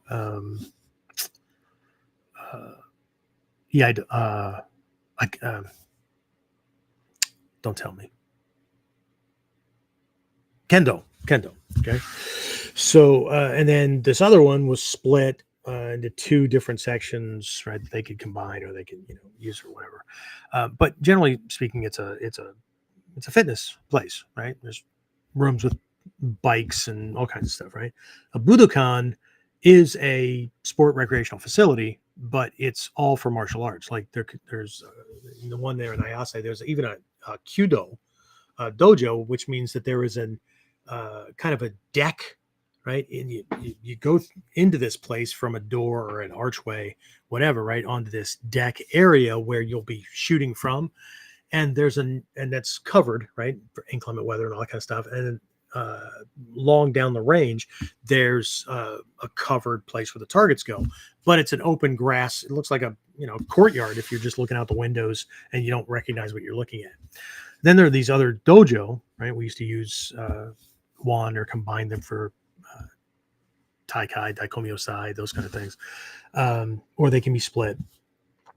And then there's also a sports stadium, which is where they did like the sport martial arts stuff, Taekwondo, all that kind of stuff. Really difficult to hear the teacher clearly in those because it has that arena echo kind of thing. But sometimes if the other places were booked or whatever, we had to train in there. And I just remember one time we were training in there, and Hatsumi Sensei said something, and the interpreter stopped everybody. And Sensei said, everybody's technique is fine. Right? At this level, it should be, right? Your technique is fine. But you have no juice. Right? There's no juice in your technique. Right? What he was talking about is everybody was being technically proficient, right? But the soft training was dominating a bit too much. And he didn't mean that you need to hit your partner more, but you weren't throwing intent. There was nothing there with the intent to actually damage that you needed any kind of soft training for control for. And see, that's going to be problematic. Right? Because we can train and we can get technically proficient. But if we constantly need to have internal dialogue going on, we need to be talking to ourselves, or we need to remember things or whatever, right? We're going to get our asses handed to us, right?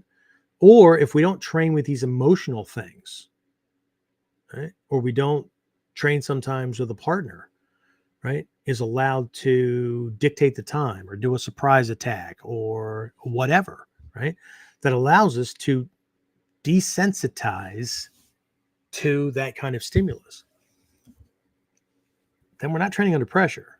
And so what we may find is we have a really, really high level black belt, and we have a really, really high confidence level about our skills, and we have a high degree of proficiency with our skills in a controlled environment when we're in control and dictating what's going on, especially those of us that are instructors.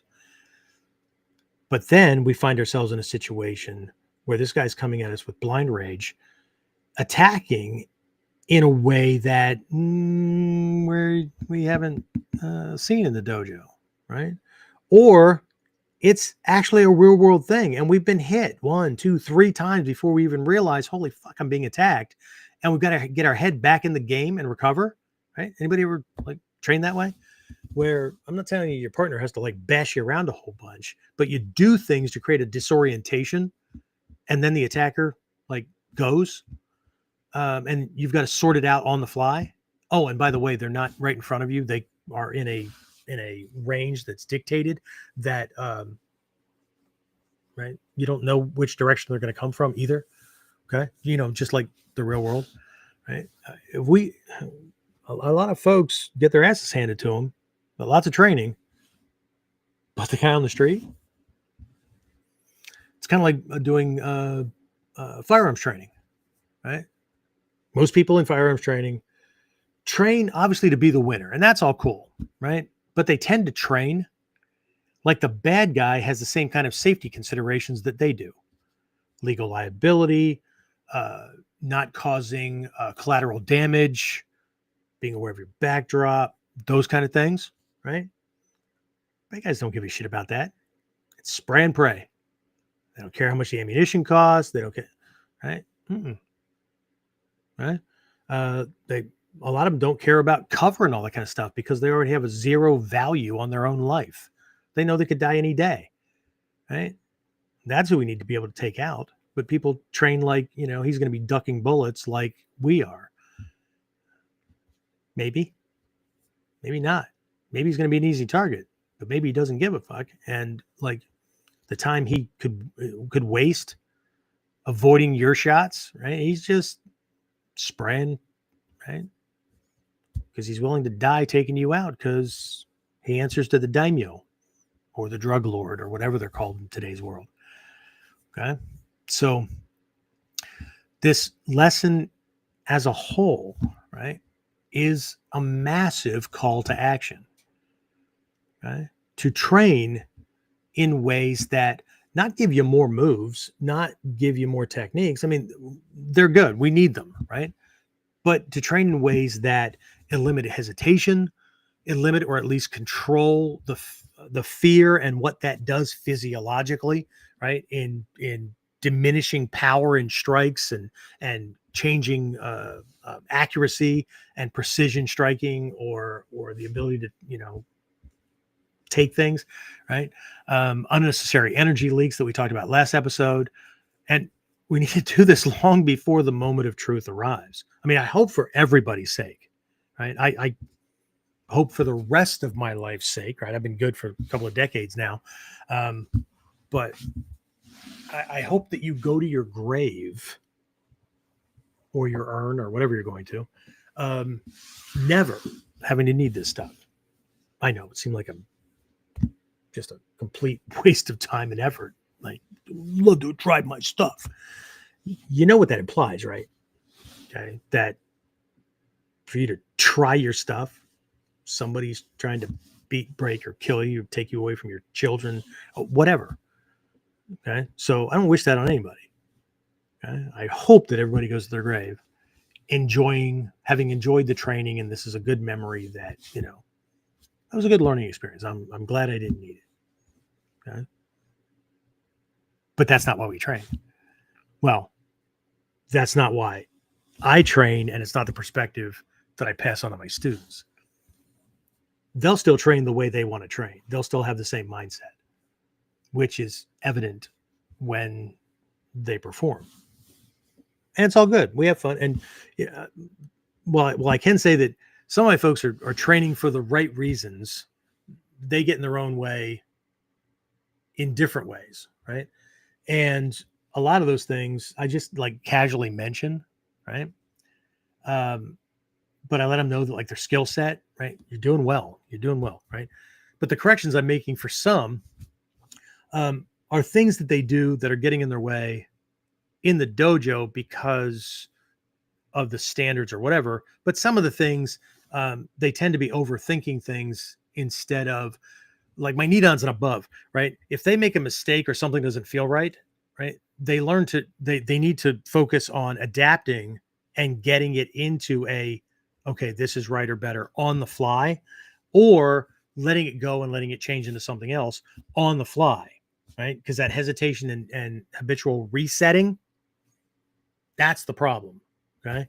And as we train, when the shit hits the fan and left brain takes a vacation, whatever's in there is what's coming out, including stopping when something doesn't feel right. And we'll just do it unconsciously. Okay. Or pulling our punches or whatever. Okay. So here's a little self-test, right? A little challenge for you, right? Ask yourself, based on what I've been discussing, okay, what's your biggest gap, right? Ask yourself, what's my biggest gap, right? Be honest. Where do I hesitate? What skill do I always say I'll get better at later, but don't, or I'll work on later, but don't, right? Which ones have we put off for so long because they're not a favorite? I don't like that kind of thing. I don't like doing it, whatever. That we've shelved for so long, it's not even on the list anymore. Right? Okay. If you needed to execute that skill right now to survive, could you? This isn't about using Henka variation or just doing something as a crutch. This is advanced. This is an advanced level question for advanced or advancing level people, where in the given context of an actual life or death situation, not in a dojo where we're exploring ideas, where the assessment is, or he has sent your body in a direction, or there's shit around that, and I need a very specific skill set or skill. Okay. The ones we haven't practiced for, well, whatever. Okay. And I need to use it right now to survive. Say I just depersonalize because I didn't want to make ego too nervous. Okay. Could I? Okay. I've got skills and things that I can't apply as well anymore because of arthritis, because of other injuries that have occurred over time or whatever, and it's created some limitations on the body. But, and again, this started when I was a white belt. Okay? I remember being a white belt and shattering the ulna on my right arm and ending up in a cast. And trying to tell my teacher, like I forgot that I wasn't in American school system where, you know, you get a pass on things. I can't do, because it was still in a sling at that point. I can't do, ichimonji on both sides or what, right? And this is, that's my strong side. He goes, well, guess what? Guess you're going to need to be practicing to adapt using a different kamae, and you're going to be getting really, really good with striking and kicking on your quote unquote off side. And this is mirrored all the way up to Hatsumi Sensei, right? We're not allowed to have a weak side. We're not allowed to have a good side and a bad side. Okay? Both sides need to be equal. So either suck at both sides or be really, really good at both sides. And Nagato Sensei defined this one time in class.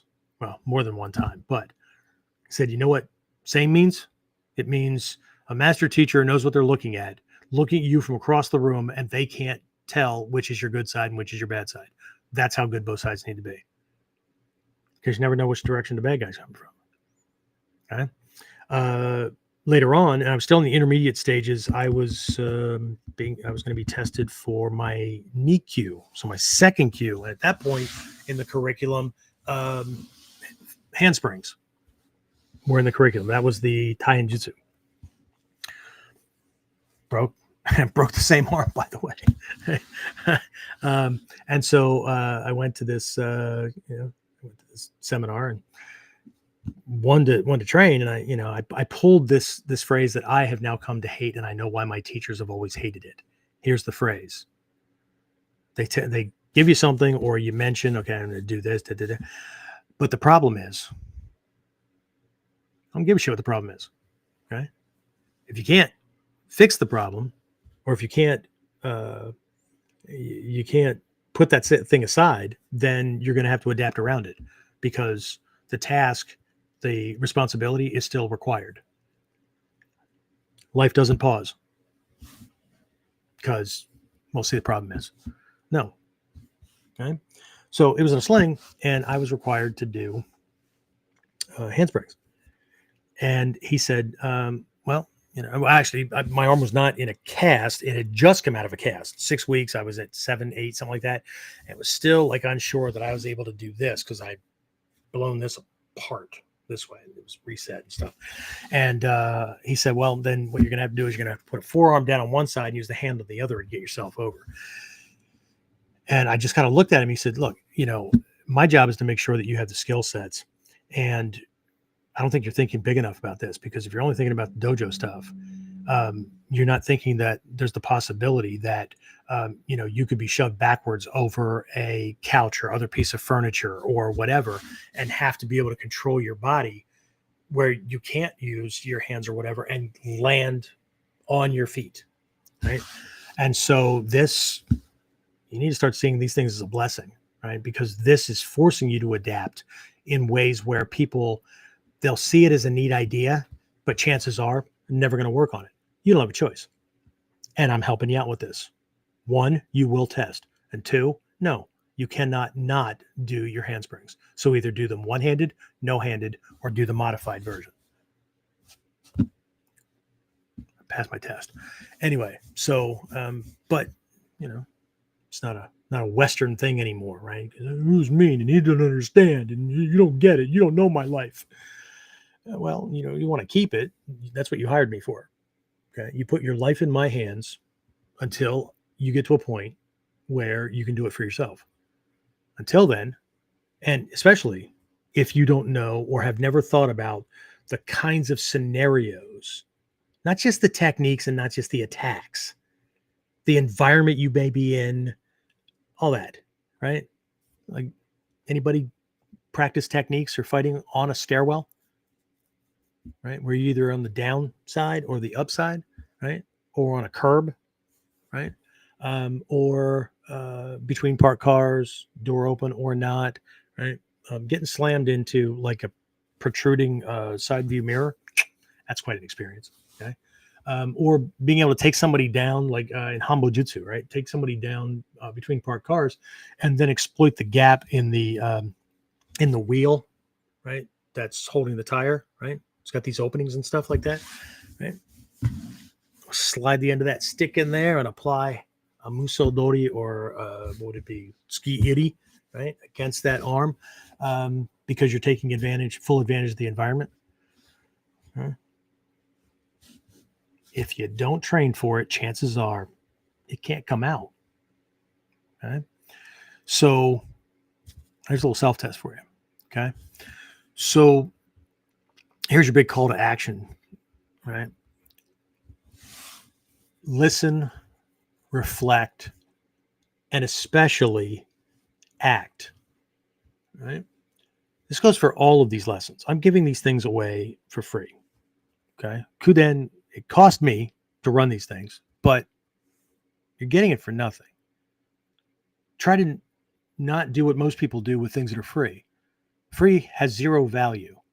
So, okay, they think about it for a little while. They listen, right? They show up, they listen, then they reflect. But it's that goddamn act part, right? Act on it, right? You don't have unlimited time. None of us do, right? We never know who's out there, where they happen to be, what they might be planning on doing, or we just happen to be in the area, right?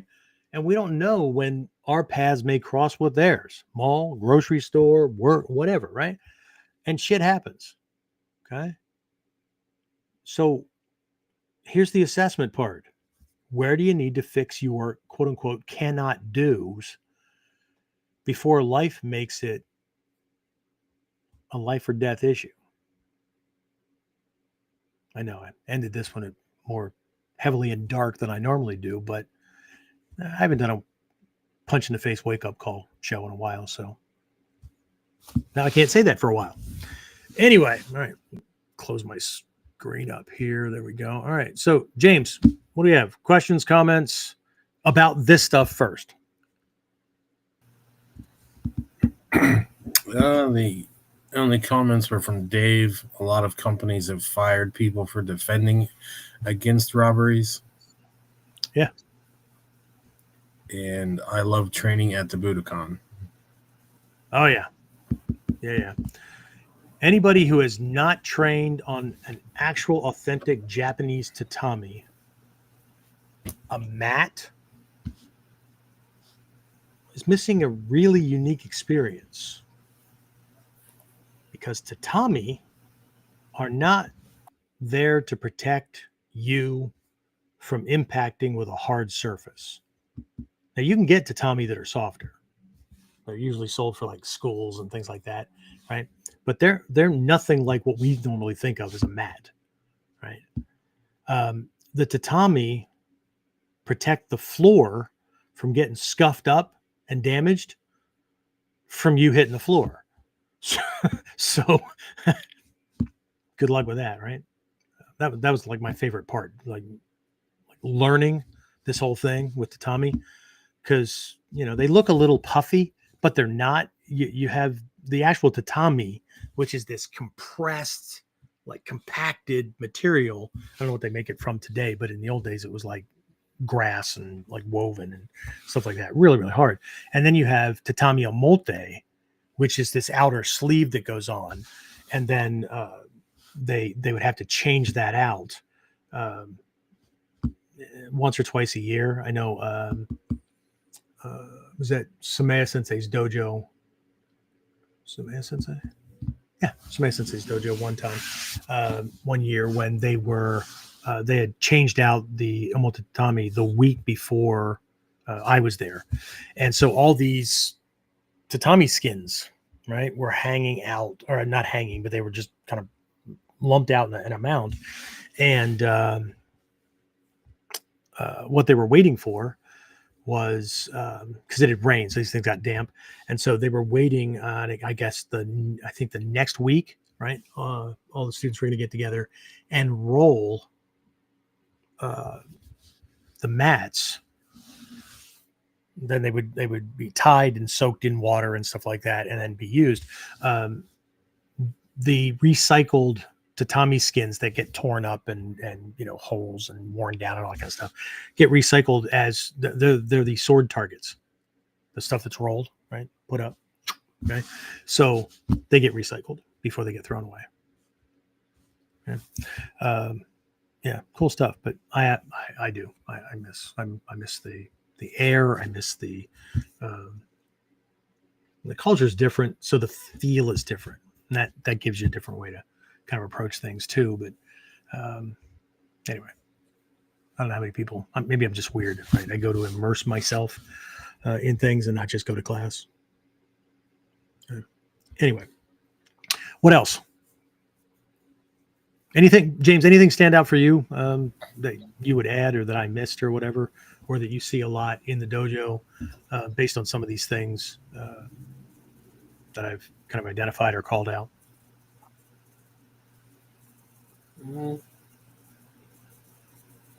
One of the things, I'm pretty sure you see this in class still too. Even when we get, I don't know, tough guys to come to class and whatnot, and we're doing, they first have to like actually make contact and hit people. We've had people come into the class. We just had somebody join less than 6 months ago, came from really hard style stuff. He's been training for like 12, training since he was 12, and he's right behind me in age. And he never gave it much thought, but like, unless he was in a competition with gloves on, he doesn't make contact. Right? He punches fast, kicks fast. You remember that from your old days, right, James? Mm-hmm. Right? Punch fast, kick fast, but it doesn't land because it's controlled. Okay, so you're practicing to punch and kick out of range. Well, when I'm with a bag, yeah, I've seen that. I've seen how that transpires. I've seen people go through that process And they don't understand that subconsciously they're training their body to punch different things differently, right? Or kick or whatever, right? They don't realize that they've learned to kick or punch with power driving through a target when they're hitting a target, but they train muscles in their arm and leg to pull the punch if it's a human being. And so, yes, they'll still hit, but they don't realize that their strikes and whatnot on human beings have diminished power. So if they've won, fucking fantastic. But what if? Right? Cool stuff. Anything? I didn't mean to cut you off, but that one kind of jumped out at me. That the other thing is people still, they're adults and still riding on mommy's lesson when they were 3 years old that nice people don't hit. And so now they're even at slow motion. I want them to make contact and go through, right? Often we won't move, right? Well, you want to keep your partner honest every once in a while. You want to check your partner to make sure they're a good training partner. Every once in a while, don't move. Okay. See how quickly that tough guy pulls a punch.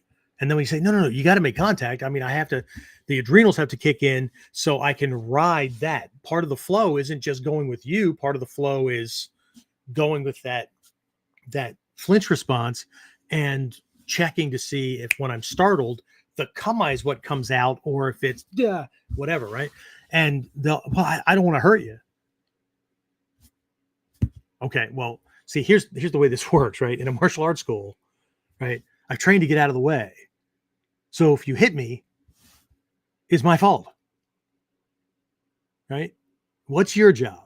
What's the UK's job? The UK's job is to be a surrogate, a stand-in for an attacker. Yes, I know we do slow training, we do fast training, we do drills and all that. Their job is to help you, but they're a surrogate. Just like your boken is a mock-up for an actual katana. So anytime we're handling a boken, we need to handle it as though we had an actual katana in our hand. So what's the first thing we have to decide when we pick up a boken or when we're using it or carrying it around? It's the first thing we have to decide. Go ahead, James. That it's real, or it's a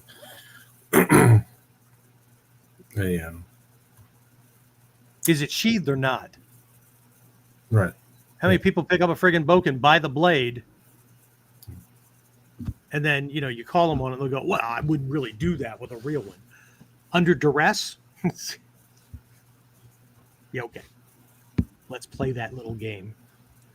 Okay? So we handle all weapons, all training weapons, as though they're the real thing. All right? So everything from application to carrying to whatever, right?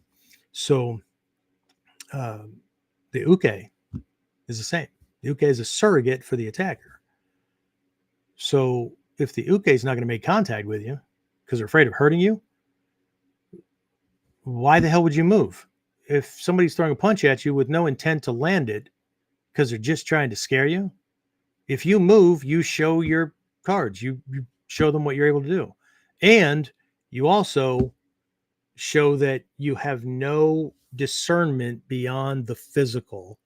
You cannot detect whether or not this person intends to land it. That is a huge psychological skill set. You should be able to team up with any given partner, and as soon as that attack starts to generate, like they start to go, and it starts internally, you don't wait for the fist to move, right? You should know in the earliest stages whether or not he intends to land it. And if you're not sure, don't move, right? Pucker up, put some extra flesh out in front of your teeth, because I'd rather have a split lip than swallow one of my teeth, right? But just in case you're wrong, right? But I mean, I call students on it all the time, don't I? I don't move or whatever, or it'll come in and I'll shift and go, just checking, okay? Because some people aren't very emotional.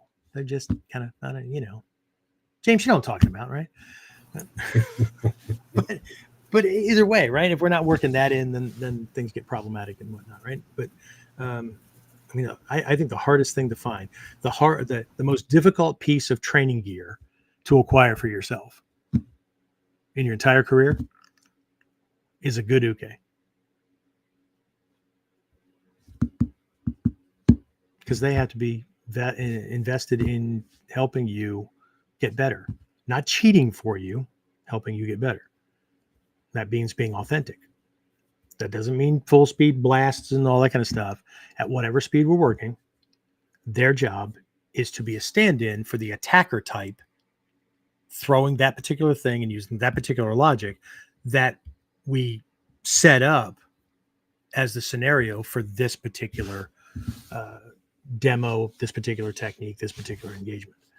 See, this is all stuff that's missing from a lot of people's training. Okay, it's even when they're doing training drills and stuff, and I believe that 99.9% of people mean well. The problem isn't ignorance because they want to be not knowing. It's they don't know any better, and often what people fall back on is prior training or what they've seen in other trainings, so they end up duplicating that kind of thing. But just like if I've already demonstrated technique, whether it's on video where people are like, well, that doesn't work, you got to be in the dojo. Really? Well, if I demonstrate something in the dojo, you still don't see 90% of the technique because you don't know how I feel. You don't know what the muscles that are firing in what order. You don't know what I'm looking at, how I'm assessing things, what I'm watching for, how much of my mindset is left open for sudden changes in what he's doing. None of that stuff. All you're watching is body parts move. Okay. So for anybody and on top of that, your subconscious mind that processes the world, science has proven, can't tell the difference between a visualization in here, something I see out there, can't tell the difference. So if it can't tell the difference between a visualization here and actually seeing the activity out there, what do you mean video doesn't work? And besides that, in a dojo, well, I can move around and see the rest. Yeah, but 99% of students don't move. They try watching a technique from one angle, which is why we do what, James? When I demonstrate techniques, I constantly fucking change angles because students don't move.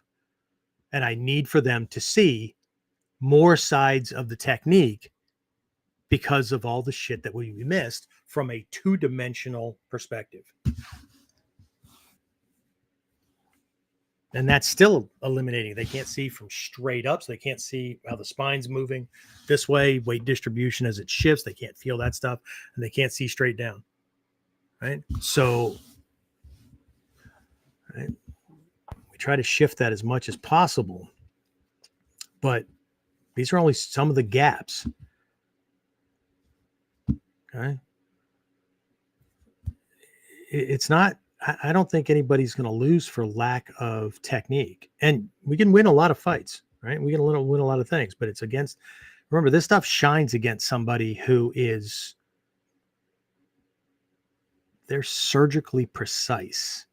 They don't fall for tricks easily, right? They have lots of experience at breaking people, and they have lots of experience at taking shots.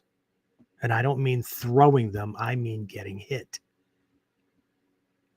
They've been in the shit. Or they are so emotionally charged. Blind rage.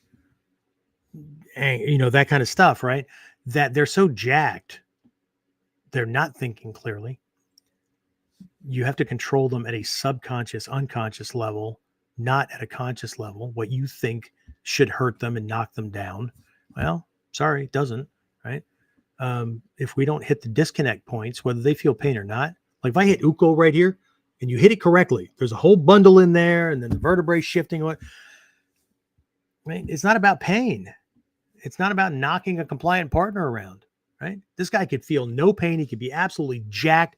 He could not feel anything at all, but that's okay. Because I'm hitting the carotid, the jugular, the phrenic nerve, which makes the diaphragm work for breathing, and the vagus nerve minimum. There's a shit ton of stuff in there, right?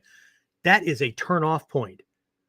And here's another one of those limiting beliefs. Ichimon's no kata is a kihon. Yeah, that means it's critical. Not that it's a beginner technique. Ichimon's no kata is an ideal. He gets one shot. I neutralize it, enter, and I hit something that turns him off permanently.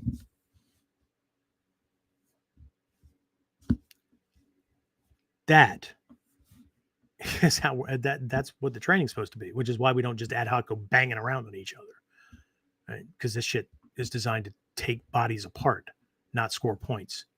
Bragging points take up modeling or pool or billiards of some sort, or who knows, right? Water ballet. Well, who knows? Underwater basket weaving. Pick something. All right. What else do we have? Oh, that was it. That was specific to tonight's topic. Okay. I'll take, we got time for like one. Well, it depends on the questions. One, maybe two off topic. And then, because this is not really a Q&A kind of thing, but I'll take it. So Jupiter Mystic put his in from earlier. He said, thank you for going live on here. Says the live broadcast just showed up for him and he had a few questions. Okay. Aware of the Bujinkan and new Soke ships, Ishizuka, Nagato, etc. Do you train with any of these men?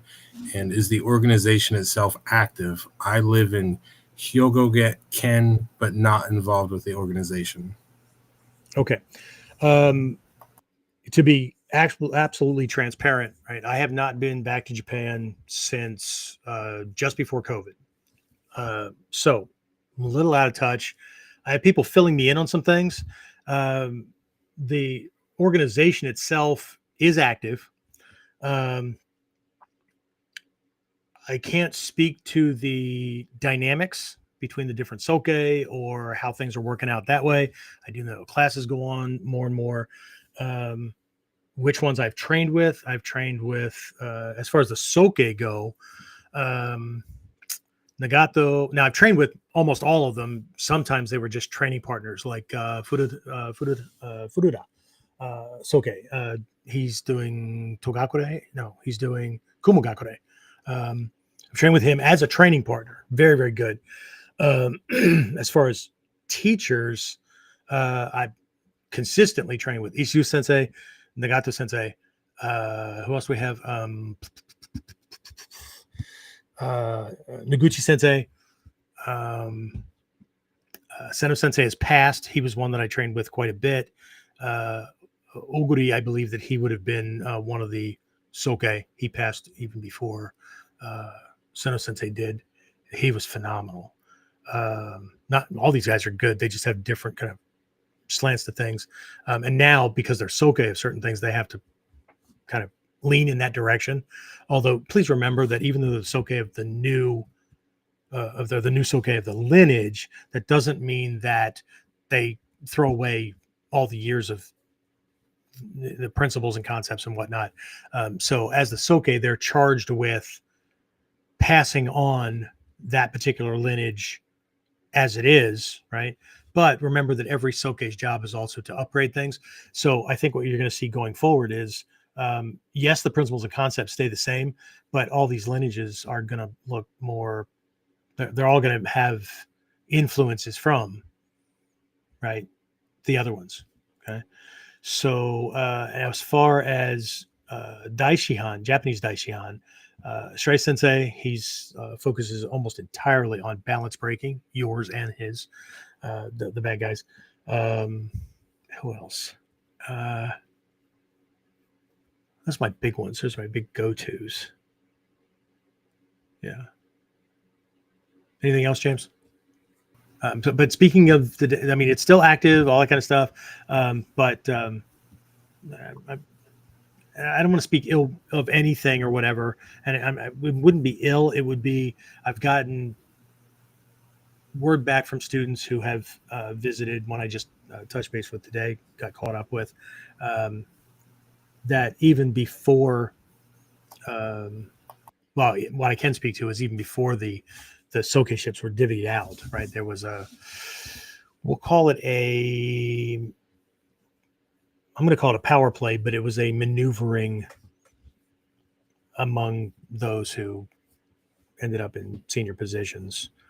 The dynamics started to change. So I wouldn't be surprised. Now, one of the big things that will change is that ranking and standards, which is going to be a big problem for a lot of people, is that all the master teachers knew this for a long time. Now, they weren't going to say anything. It's okay because he was running things, right? But ranking going forward is probably going to be less subjective, and there's going to be testing standards and proficiency standards and things like that, which is going to irritate a lot of people. Because, it's one thing for somebody to walk up and go, oh, what is your rank? And how long you been training? Oh, okay. Well, now you're this rank. Oh, okay. Oh, yeah, good. 30,000 yen, $300, by the way. And somebody going, okay, here's a list. Okay, I want to see this. No, we're doing Gyoko to you. I need to see this Gyoko style. That's going to be problematic. Yeah. Okay. And I mean, I trained with Manaka Sensei once he left the Bujinkan. I started the Jininkan a while back. I didn't do anything for ranking, but I was there for a Nidon test one time. And like he had what I tell you, James, 9 pages of things. And the Nidon test was nothing but long staff. Okay. And so he had like a circle, a square, and a triangle. So, there was a good, needs work, and no. And he would just like kind of color it in or put a mark or whatever, right? And there were all these things. And there were certain critical they were non-negotiables, right? James, at least one of them, right? Like the elbows could not leave the torso while you were maneuvering the bow. If your elbows left the torso once during your entire test, you failed the entire test, no matter how good everything else worked. That's a kihon no kihon that is non-negotiable. So I fully expect, knowing Nagato Sensei the way I do and knowing Ishizuka Sensei the way I do, oh shit, right? We'll see what happens with the other ones, but anyway, so that's the best I can help you with. I'm sorry that's so nebulous, but that's as good as I can make this one. All right, I'll take one more. Okay, and Kat Mizu's on and just asked me, I ask your opinion on Toshindo, and would you accept a student from there? I actually started in the foundation, the precursor to Toshindo, and my curriculum has some elements of that in it. I can't speak to any changes that might have been made or whatever. I was also on a steering committee as that stuff was put together, which was a slight variation to what we had originally in the Kasumian program. Not speaking to like how body mechanics would have changed because of the gloves and the protective gear, which I think are absolutely important, but I do think that some things changed. What do I think about it? I think that as long as it works, it's fine. Knowing Heisan, I have a lot of respect for him because he was my first teacher in this art for a long period of time. The reason for the shift is my own, and it was a leaving on professional terms, not a leaving because like I got pissed off or didn't get rank or I got kicked out or whatever. But it was part and parcel to those kind of things. Would I accept a student from the absolutely. I've accepted a couple people that started out in that program, and they might find that my curriculum is really, really close to what they were used to anyway, with a couple of techniques maybe in different places or whatever. But we still base everything on the Godai system because I'm a big proponent of making sure that the emotional aspect, right, of how you might be triggered in a given situation. And so we go through the module-based kind of stuff, if they still operate that way. I was on board when we converted stuff from just a straight on cue thing because people needed like a foundational period to get some basics out of the way to even be able to approach what we were covering ninth Q, because you got to remember a lot of this stuff. Well, you don't have to remember, but a lot of us that have been around for a long time, in the early days of this art in the West, especially here in the U.S.,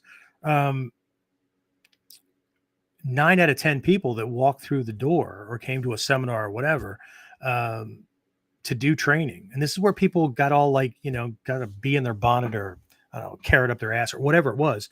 They go to Japan and, oh, this is the way they do it in Japan. Yeah, okay. But did you ask them why they do it that way in Japan? Okay. And I'd be more than happy to lay out the skill sets. Like if anybody ever wanted to look at the original ranking from white belt to Shodan that you could get in about 6 months in Japan, and look at the techniques that were required, it was a really small version. And in the original Kasumian program, you'd have had that by 5th Q. You needed Ichimonji no kata to pass a test for 4th Q, but not just Ichimonji no kata. Like the stuff that was required, minimalistic. Okay. So in my curriculum, and also in the Kasumian program that I came from, what is required for folks for Nidan, which is the ability to use Ninpo Taijutsu alone, without falling back on anything else, to defend against the average attacker on the street throwing whatever he wants, unarmed, but he's throwing whatever he wants. And you're using this alone, right? Shodan, you can use this and something else if you need it, right?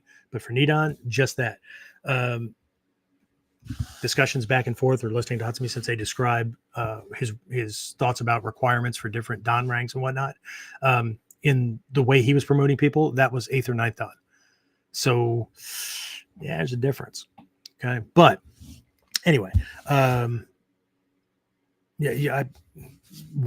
would, now there's a caveat or caveat or however you want to pronounce that, right? There is a condition to the accepting a student from anybody. Listen very carefully. I don't steal students. Okay. So I have a student in my long distance program who was actually currently training, or not currently, was at the time, this was almost a year ago, training with a teacher, and was coming to these things and doing other little add-on programs, originally getting things from me to add on to and to augment his training. But that was his teacher. They had a teacher-student relationship. And so when he came to me, I said, I don't have a problem with you training with me. Now, if you're looking for me to take responsibility for you as your teacher and to establish that thing, then either you are not training, they don't expect you back, right? Or there's going to have to be a conversation made. One, there needs to be a conversation between you and I anyway, to see what your goals are, to see if we're even a good fit, that kind of thing.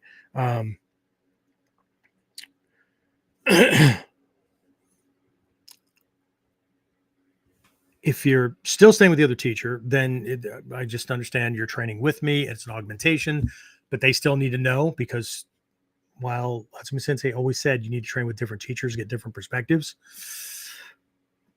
right? Egos ride high in the martial arts, right? So people can feel a little odd or whatever, right? If you're looking to shift, then there definitely needs to be a conversation, because I need to make it very clear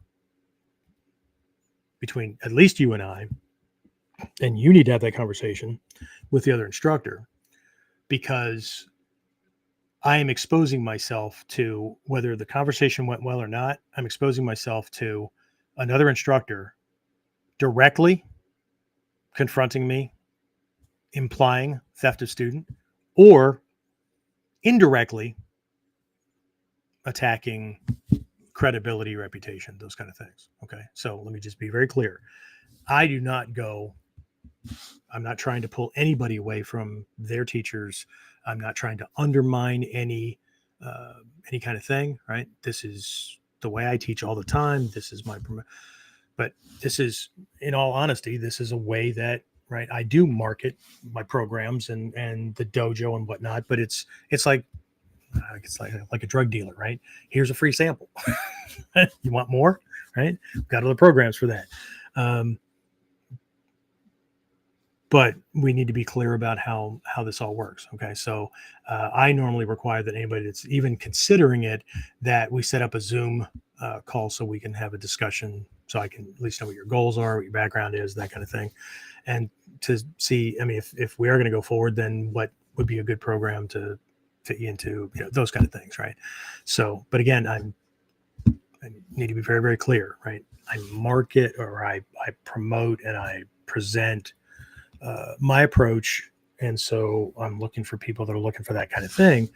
Now, do I understand that I'm getting people that train with other people that come to these things? Yeah, that's fine. I just, in my head, they're augmenting their own stuff. But if there starts to become a moment where we're going to be discussing a change of, not like most people where there's not even a discussion, or it's okay, man, you got to grow beyond.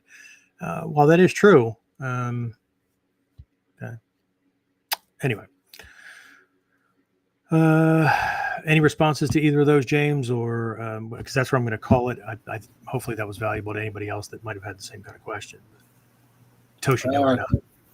Cat Mizu responded, I understand. Thank you. My last teacher is now in his 80s and on the other side of the country. Oh, okay. Yeah. I did get some conversations with people and stuff after Ed Martin passed, because those people, they're 2 hours from me. Picked up a couple, didn't stay very long, but other ones that since Ed promoted pretty much on merit, like Hatsumi Sensei has always done, these folks didn't like the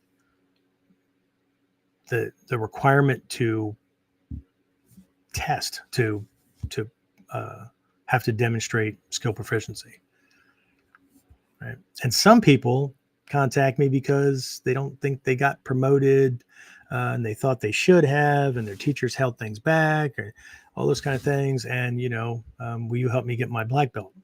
Sure, meet my standards for that rank, I don't have a problem.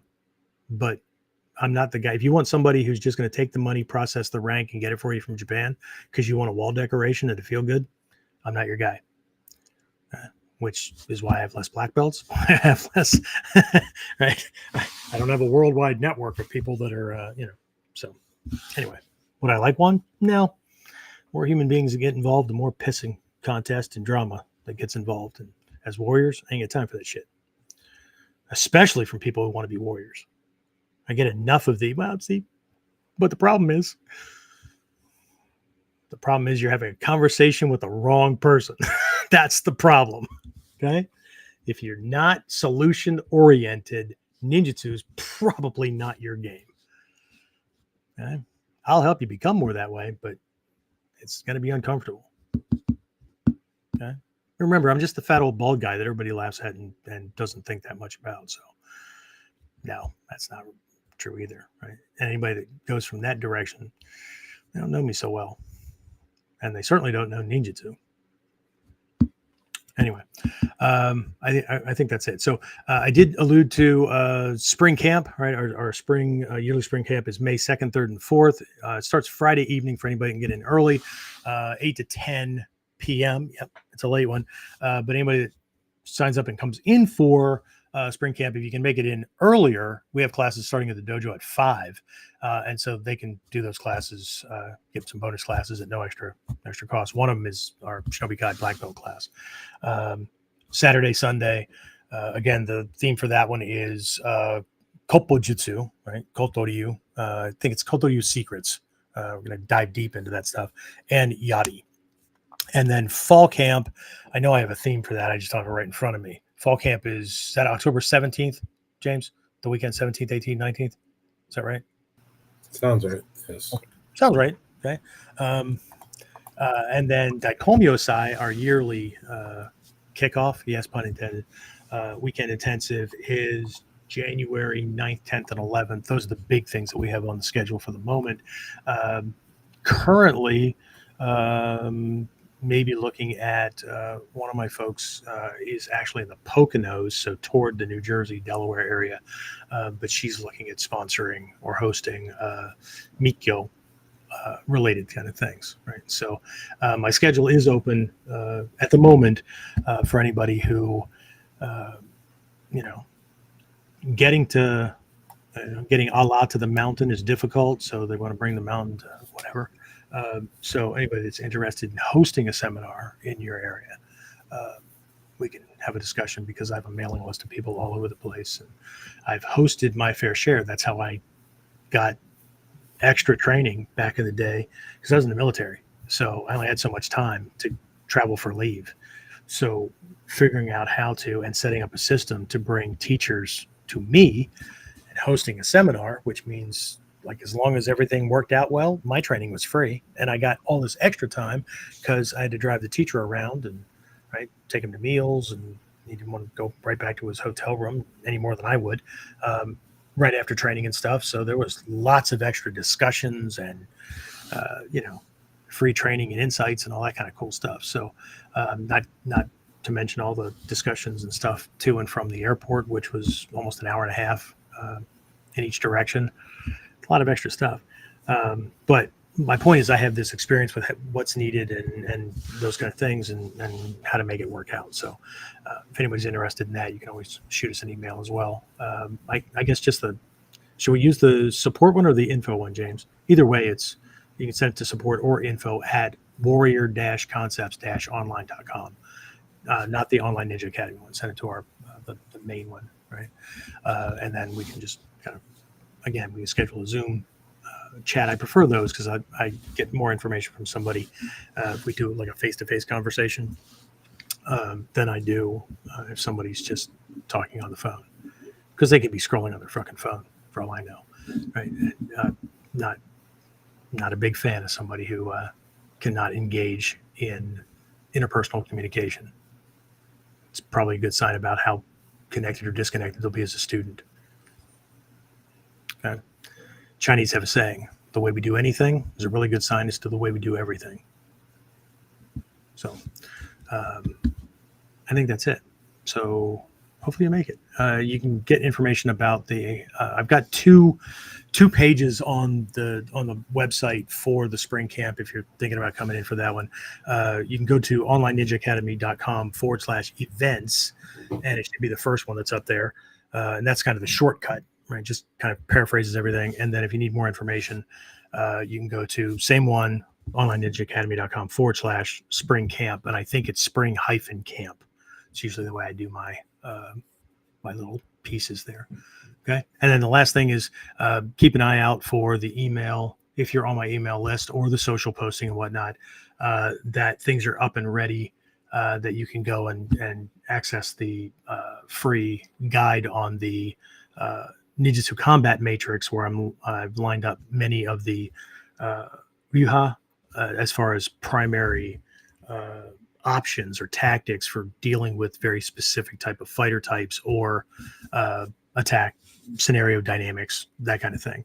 And there's some other stuff in there as well. There's like I said, the 4 key principles are in there. There's a 4-part assessment for like using the matrix. And again, it's a starter kind of thing because of how I teach students at different levels. I think that's it. And then as soon as I get this audio program done, redone for the 7 virtues, then the Seishin Teki Kyoyo book will be out and ready to go. I'm aiming for end of this week. Just a lot of stuff. I need to get this first thing done, then that'll be out, and then we'll just keep on rolling. Okay. No pun intended, Ninja. All right. That's it. James, we'll just cut it at that. If anybody had anything else, copy and paste it to an email, warriorc@warrior-concepts-online.com. You can post it as a comment under one of these things. We do our best to get to them, but sometimes it can be overwhelming with time-wise. But we try to answer as many as possible within the first 24 to 48 hours. My personal students get priority on things, so hope you understand about that. But anybody's interested in having a conversation about other training opportunities or whatever, you want to send that again to warrior-concepts-online.com. And in the subject line, put the words call request. And then you're going to tell me a little bit about yourself, background, that kind of stuff. And provide a couple of days and times that you would be available for a 30 to 45-minute call, Zoom kind of thing. And then I will try to match up something with that on my calendar, send a confirmation email. When you confirm that, then I'll call you. Oh, don't forget to, once we confirm it, you'll need to supply a phone number that you will be available at, that I can call you.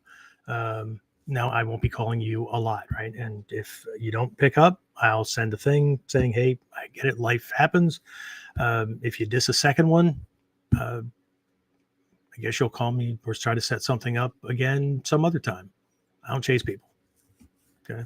So that is it. I will talk to everybody again soon. I hope. We've got Warriors Whiteboard Wednesday, which will be doing more of this kind of thing.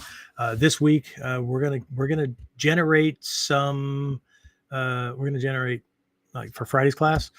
It's going to be a lot of drills again, where we're going to pull out some of the things that we do for black belts that cause hesitation, that cause overthinking, that cause the brain to lock up, all those kind of things, disorientation, and whatnot. So we'll be doing simple techniques, simple skills, but the context wrapped around the energy or what we're doing to the head, the endocrine system, and whatnot, to try to simulate different parts of an actual scenario.